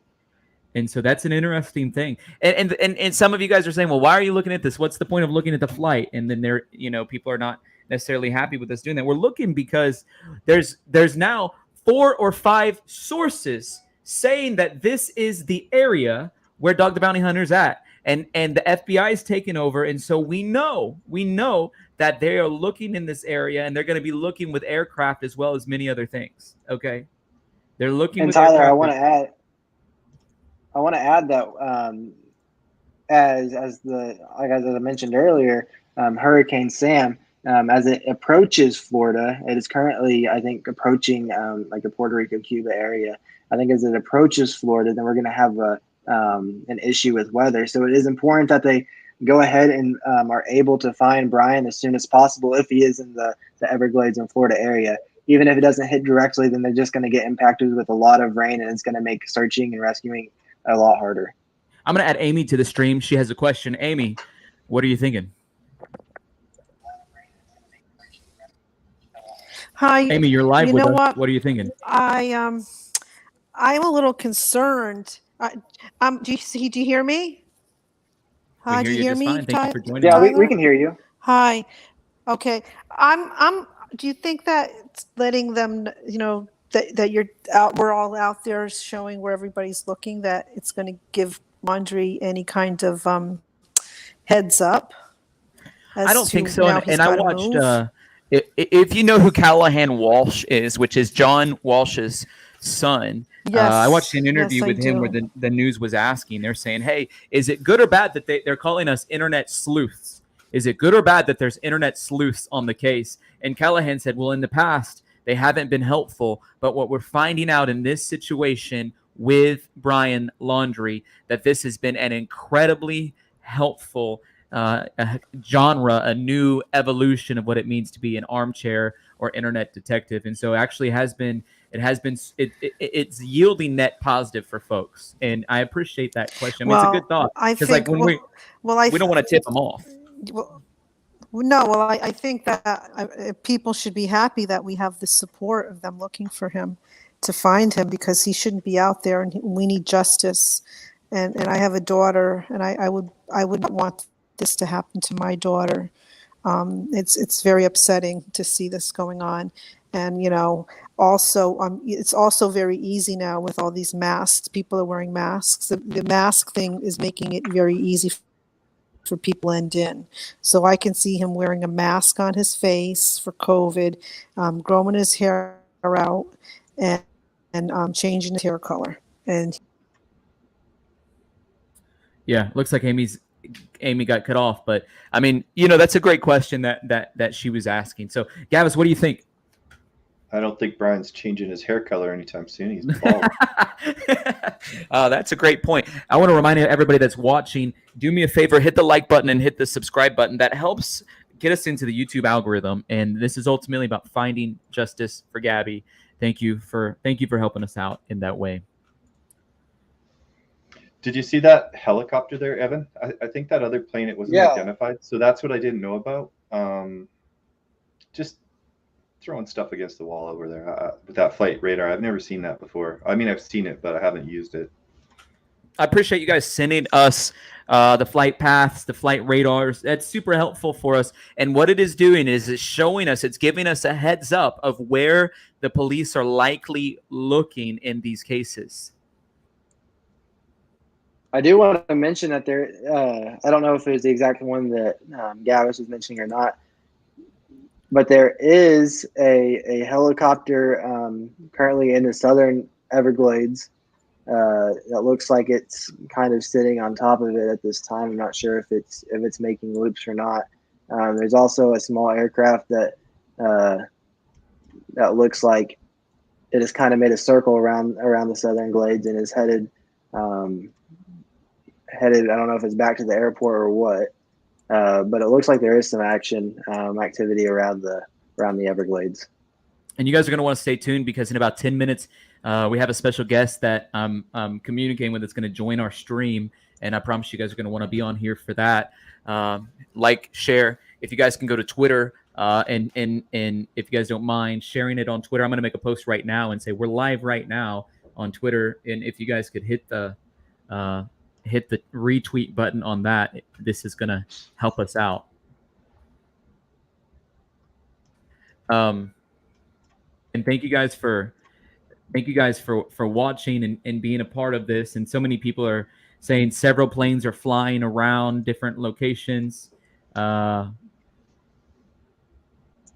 Somebody, people are commenting like, "You guys are sick for following this story." Hey, you're on the live YouTube video watching it, man. What does that say about you? Connie says you mentioned the cross yesterday and said her stepdad put it there. There were 2 crosses. You're right. There were 2 crosses there, and it's just speculation about where those crosses came from.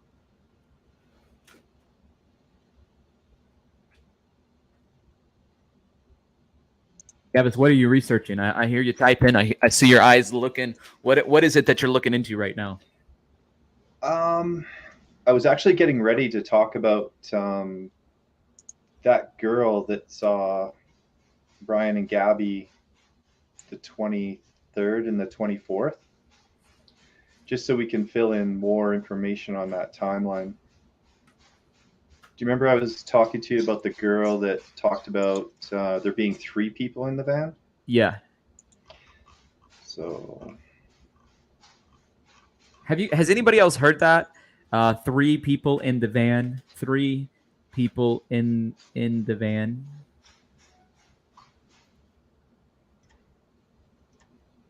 We got a question coming in from Adam, and and this is the second or third time this question's rolled around, so I want to answer it.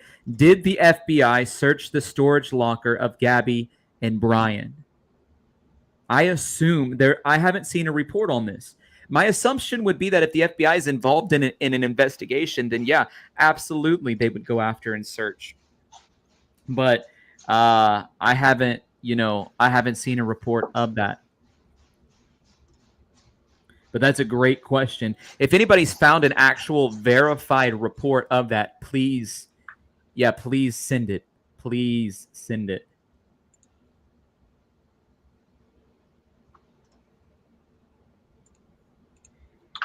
I just got an interesting feedback from one of our listeners, and I'm going to put it on the screen. It's a review that Brian and Gabby left at a campground that they had stayed at previously in Alligator Alley. And so I'm going to put this review on the screen for us. Evan, have you heard of this? Did you see them doing this? No, I haven't seen it yet. So this is a review I'm putting on the screen right now that this is right north of Alligator Alley, and it could be a fake review. Let's just say it's possibly a fake review, but we don't know that. It says it's a really nice campground, beautiful area, many hikes, easy walks, beach, historic sites, nice camp store, well-maintained, but so many raccoons. Oh my gosh, they're not afraid of people. They're going to come and take the s'mores right off your plate.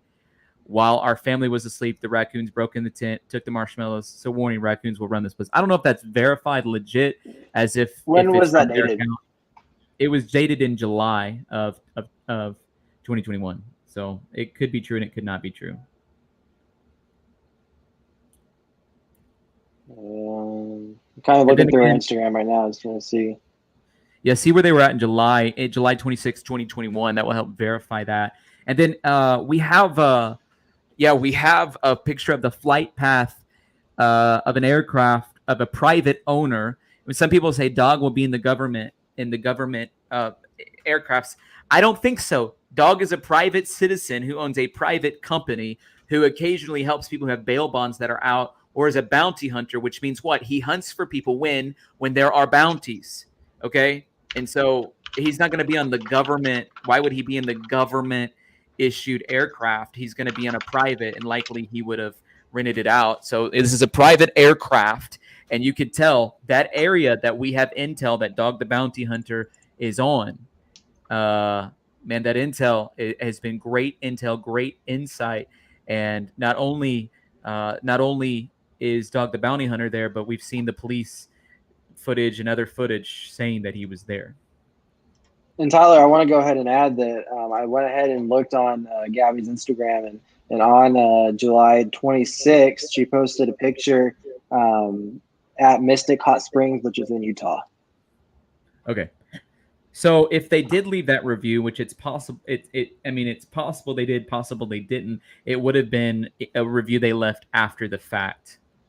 So, and I put on the screen now, this is, again, confirmation. This is a separate aircraft that has gone out in that same area. This is another aircraft gone out in that same area that today was making lots of loops around. And so,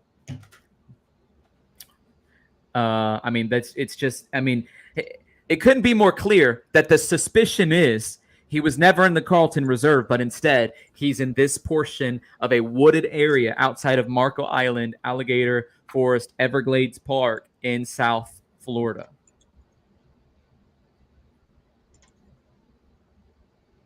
And thank you guys for watching, hitting like, hitting subscribe.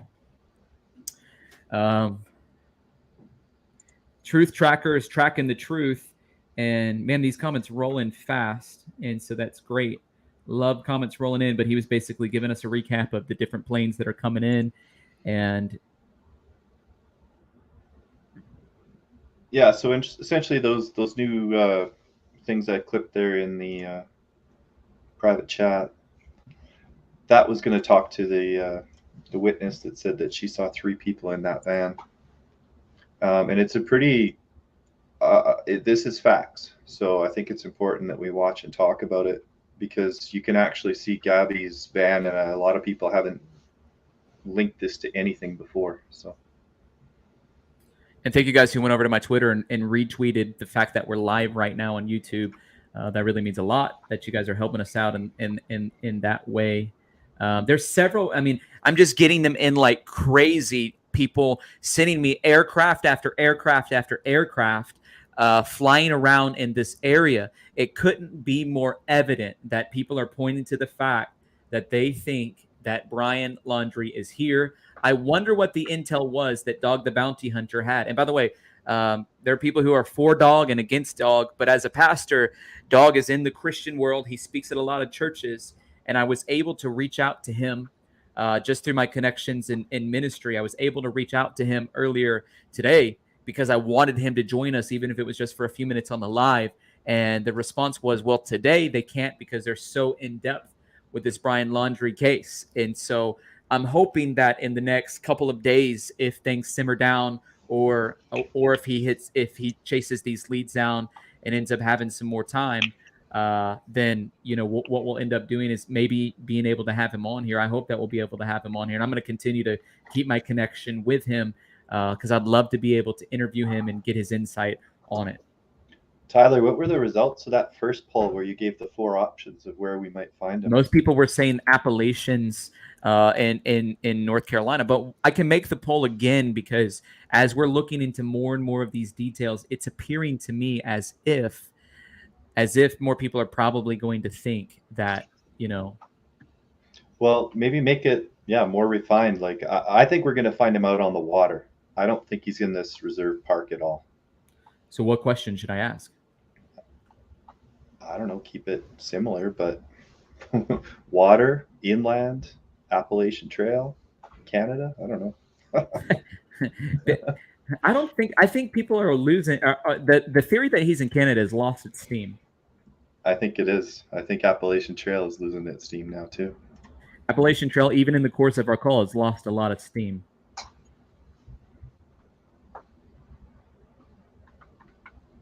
That's true. Who cares? Let's find this guy. Oops, I made a poll, but I'm going to delete it because I didn't finish my statements.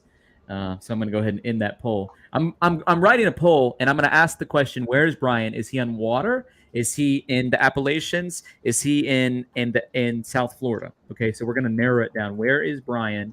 And then I'm asking the question: is he on water? Otherwise, is he on a boat? I'm going to say, is he in the Appalachians? And then I'm going to say, I'm spelling some of these wrong because I'm typing fast, but that's okay. And then I'm going to say, is he in South Florida? Or I'm going to say this, is he in a foreign country? Because people are commenting saying he's in Europe. We have seen a lot of comments rolling in tonight saying that. So I'm asking the community, hey, let's get 3,000 votes on this poll. That's the only way it's going to be valid if we get enough votes. Oh, man, Appalachian shot up fast. Appalachian shot up fast. And they're up to 37%. South Florida's at 28%. Now they're up to 30%. So it's interesting. We're up to 600 votes.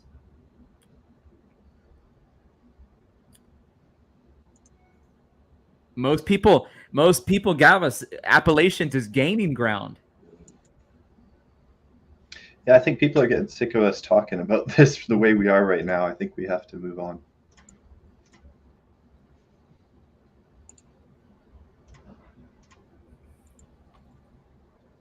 Yeah, I'm stalling because I don't want to hop in. We have a guest who's about to join us, and I know Evan has to go here in a minute, and I have to go here in a minute too. But we have a guest that's going to come on. I don't want to hop into. I want to save the theory of the second person in the van either until later tonight. If something breaks, I'll come back on, or till tomorrow we'll come back on as well. And I want to save that theory because it's going to be a longer discussion. So I didn't want to hop into that in this moment. Right. Just because we have a guest coming on, and I didn't want to be in the beginning of a discussion when we have a guest that's going to hop on with us. What I will do is I'm going to put the video of the guy investigating Alligator Alley on the screen as we continue to talk about this. And what's the results of the poll? Anybody? I guess I can go look at it. Is anybody else able to see it? I can't see the. Oh wait, water is 14%. Appalachians is 44%. South Florida is 27%, and 15% for a foreign country. We had a little over 1,400 votes. Wow, that's solid. Yeah, and so I had actually been to Alligator Alley and to like the Everglades and stuff like that, and like I've been on like a airboat ride and everything else over there, and just the terrain and the swamp is just something different. You'll see just about every kind of animal that you can imagine that's seeing in Florida. You'll see just alligators and everything like that in the water and in the middle of roads and laying on side of the roads, sunbathing, and it's just a crazy place. I just got a question from somebody, or an insight from somebody, Gavis, that's talking about the 3-day trip that you used to help bring you some intel. And this is what they're saying. They said maybe the reason why they used the camper for the 3-day tour was so they didn't use any motels to be tracked by. And they're saying, just my thoughts. What do you think about that? I like it. I also think it's a place where they could have hit Brian. That camper top looks like it sucks down on top of the door, so the door does not open when it's parked. Maybe it has a lock on it, I'm not sure. But it could have also just been a way to make sure that Tyler wasn't found, or Brian wasn't found. Sorry. I'm like, I'm not involved on this. Yeah, we don't want to get Tyler arrested here. The Sarasota police scanner came out recently within the last few seconds and saying there are aircraft searching that area. They said we have aircraft searching the area. They didn't say for who or what, but there are aircraft searching the area. Yeah, if anybody in chat might know someone down there in Marco Bay that was related to the Laundries, or maybe sort of boat at a marina, I think that could be a fantastic lead, because I don't know, I have a feeling that there's a good chance he's out on the water.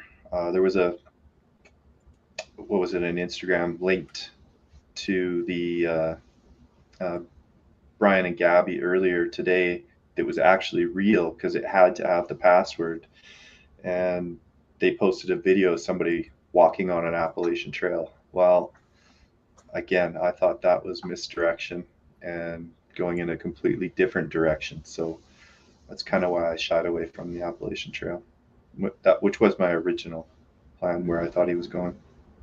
I want to add to the stream a friend of mine, Andy Signor, who runs several channels, but one channel. Yeah, give him a good round of applause. No. Tyler, my man, you need the round of applause. Look at this. Sorry, I'm going to come and bring some of this energy because are you showing this man some support? This dude is crushing it right now on YouTube. Dude, you're beating me. I mean, bravo, sir. I'm giving you a round of applause because you were calling into my show. I know you're a fan, and I'm just so happy to watch you succeed on here doing this. You're doing really good work on here, my man. And good to meet you, Evan, Gavis. Thank you for having me, Tyler. This is an honor. Yeah. He runs a channel called Popcorn Planet, and it has over 180,000 subscribers, and he is hot on the case with Gabby Petito, Brian Laundrie, and I know, Andy, you're not a fan of Dog the Bounty Hunter. We're more friendly towards him on our channel than you are. And to correct you a bit, we have Andy, Steph. You're not a fan. Steph, my co-host and friend, I think she's in your chat too. She swayed me a bit. On today's stream, we did. She schooled me a little bit, and I've come around a little bit to realize, look, he is a bounty hunter, and it's good. Anything's good. Anything's good. Even if I think he's doing it a little bit for promotional purposes, as opposed to actually helping. That was my big critique of him. I got to say, anything we can get to help is obviously good. So in that regard, I've come around and given Dog a little bit more credit. Well, the intel today, and we actually had a caller about an hour ago who was, they spotted Dog the Bounty Hunter in Marco Island, which we were building the theory, as on our channel of where Brian could be. And we've been doing that the past couple of days. And we thought Brian may have went to Marco Island for a variety of reasons. One, because the family allegedly has a boat that they dock outside of Marco Island, and then Dog the Bounty Hunter was spotted there. And then Dog's daughter put a tweet out saying, hey, he's in the woods. We have a big lead, authorities now. And then we started searching the plane trackers, and there are multiple small planes and helicopters that we've tracked in the past 2 hours that are circling Alligator Alley wooded area in South Florida. So what do you think, man? Is it possible Brian Laundrie's hanging out in South Florida? I mean, I don't buy it personally for me, but look, anything's possible in this case, as we've sadly learned. So if Dog or his team or anybody is going to find it, who cares who finds it? I think it's all important. I didn't know Dog was still out there. It's encouraging to hear that he is still out there. I mean, I saw his thing where Brian Laundrie's Roberta Laundrie was calling the cops on Dog. Yeah, that's I was true. like, well, damn. I guess Dog really does have some heft with him because the Laundries were getting nervous. They called the cops on him, guys. So I can eat some crow when I'm wrong. I do admit it. And if Dog's going to be out there, even if it's for attention, whatever, if he's getting good attention and he's making some things happen, then it's great. As for where Brian is, man, I don't know, man. I got a lot of theories. What's frustrating is we just don't have a lot of information. Right. We're holding so much information. And to be fair, I've said it on my stream. I hate stretching out nothing information, which I know a lot of people are doing. I don't think, not you, Tyler, but there are definitely some outlets out there that are spreading misinformation or non-information. And that frustrates me. Right. We like to focus on the facts over on Popcorn Planet. And obviously I know you do too. You've been in there helping us with that too. Of course, we got to speculate, but always be clear we're speculating and try to debunk things. Right. And so as for if he's in South Florida, dude, I believed it when he was in Puerto Rico. Right. Because I thought that was legit. Then they're saying Toronto. I was like, well, I would go to Canada if I was on the run. The Appalachian Trail, like, yeah, I mean, it's a really there are so many spots. It's what's so frustrating. I'm holding out hope that they have more intel than we do, and that we're just we're waiting for them to reveal more, and then we'll be able to go from there. But well, we have a poll out to our listeners, about 2,500 votes. 43% of people think he's in the Appalachians, and 27% of people think he's in South Florida. Well, there you go. Can I say something else, Tyler? Absolutely. The floor is always hard. It's always hard for hosts to do this, but I do it. I'm not afraid because I've been doing this for a while. Everybody's so, why are you monetizing all this? Tyler, everybody who does this is doing a job. This is a job. It takes time. Tyler's been out there driving to locations. That's gas money. Guys, I always say it, no matter whether it's my stream, anybody's stream, but on Tyler's stream, I know, Tyler, you don't have super chats activated, right? Nope. That is so unfortunate. So guys, you got a lot of you watching. First of all, please smash the like button for my man, Tyler. Go show him some love because he's doing some really good work for you guys. Secondly, he's got his, I see it. Tyler, is that your PayPal and your Cash App up there? Yep. PayPal. Cash Those App. are ways to donate. I know he doesn't want to say it. I'm going to say it for him because I can. I'm a guest. Please, guys, if you support anybody, you're watching, and you like it, think of it like a comedy club. You go in, you tip your servers, right? You pay an entry fee. Honestly, I know no one wants to talk about money. We're not trying to monetize on tragedy, but this is work, this is time, and I want to give Tyler props for all that he's doing. He's blowing up on here, and he can't monetize on this channel. So if you guys like what he's doing, or anybody you're watching, show Tyler some love, because I see you hustling, my man, and I hope you'll come back on ours now if you're not too big for us. I hope you'll come over on my stream. I'm trying to do mornings. There's so much competition. Yep. But I'm trying to own mornings because it's easier for me. We went live this morning, and I'm going to go live again tomorrow morning. We have a pretty big exclusive guest coming on to expose somebody. It's news, but it's really important news, guys. So I'm going to be posting a video in the morning, and then we'll be live with the guest talking more about it. So I hope if I can plug myself too. I'm proud of this one, but for the community, I know you got a lot of people watching. If you can go over to Popcorn Planet and just tune in tomorrow, you guys. I can't reveal it yet because of my source, but tomorrow we'll reveal all. And I really want this to get out there for the community to make sure we're all doing the right work and not focusing on the wrong work. Anyway, that's a big deal because support Tyler right now. That's what we're doing right now. Thank you, Tyler. Thank you for the plug. And it's a big deal because there are people out here who are monetizing it, and they're making up lies, and they're doing it in a way that's dishonoring to Gabby Petito and her family. And then there are people like you who are doing what you're doing because it helps find Brian. That's the point of it. We're trying to find Brian, and so I appreciate you shining the light on that. And I want to. I'm never afraid to call it because I know a lot of people don't like me, whatever reasons. Shameless plug, exactly. Like, oh, this guy's for the blah blah blah blah blah. Guys, watch whoever you want, do whatever you want, but you got to support your creators. This isn't about monetizing thing. It's a frustrating debate. That do you go on CNN and say stop exploiting this story? Because I've seen a lot of people on CNN who don't know as much as Tyler has, and we've broken a lot too. Like we're doing a lot of work that they can't do. It's true, and we're all working together. And Tyler doesn't have a salary, and so I like to always, when I show up on these streams, whether people like it or not, it makes them uncomfortable. Support your creators, man. We're all out there doing work, and this is a case that was important to me because I'm in Tampa, man. And I was talking to you about. I was even debating about driving down there. I was talking about this case for a while because I'm like, will this get picked up? But we were talking about it so much here, and so I'm glad it's getting picked up. But man, the pickup is wild. So thanks to everybody who's been supporting Tyler, this cause. It's all important. We got to support each other. And there really are actual bigger problems in our community that I want to address. That's part of the thing tomorrow. I don't like to just call people out anymore. But guys, there's something we got to talk about. So I hope you'll join me. There's a big expose exclusive we're going to debut tomorrow that I think will make some people really sit back and pause. Even people who hate me, Tyler, I think are going to go, all right, I got to agree with them on this one. Because we got something pretty damning. Well, and I think that's the case. And what I love about the whole situation with Gabby and Brian is that the fact that so many Americans on polarizing issues are coming together, and that's a big deal. Hey, while you were talking, and we're gonna end the stream in just a minute, but while you were talking, WFLA News came out and said that the area that they're searching is Fort DeSoto Park, where Dog the Bounty Hunter and you know that area well. I do. Yeah, it's right by me. Hop in the car, man. Tell us about that area. Is it possible Brian Laundrie is hanging out there? It's dark right now, but yeah, I could get down there pretty quickly. So that's interesting. That's where Dog is too. Oh my God, I need to go interview Dog.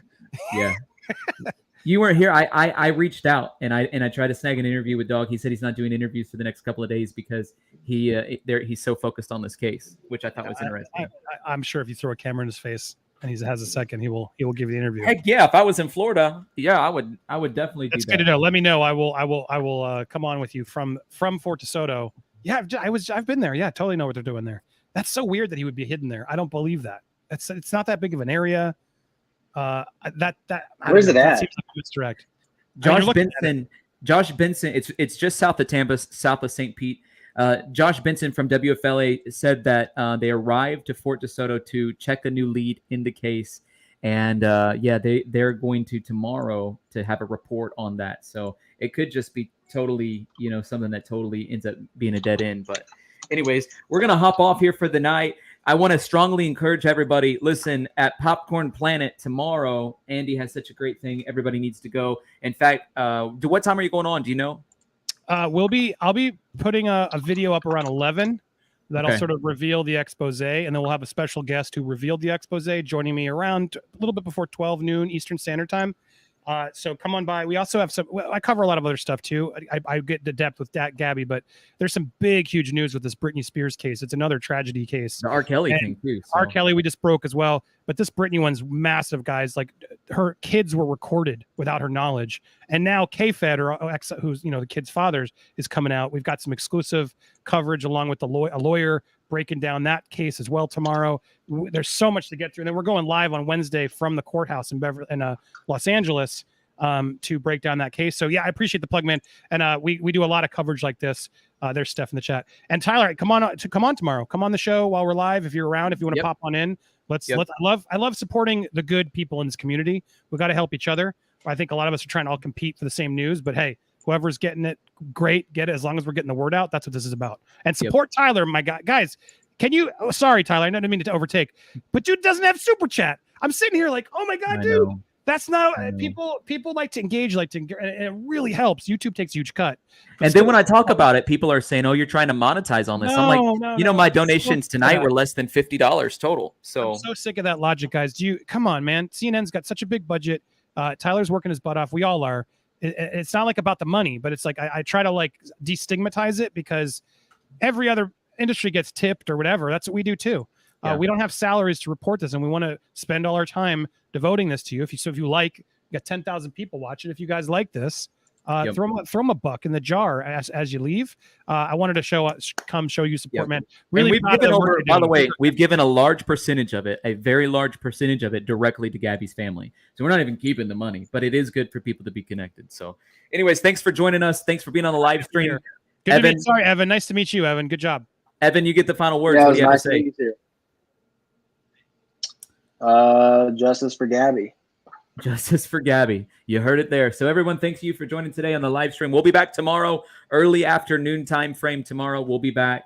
And don't forget to hit the subscribe button, hit the little bell notification. Thank you.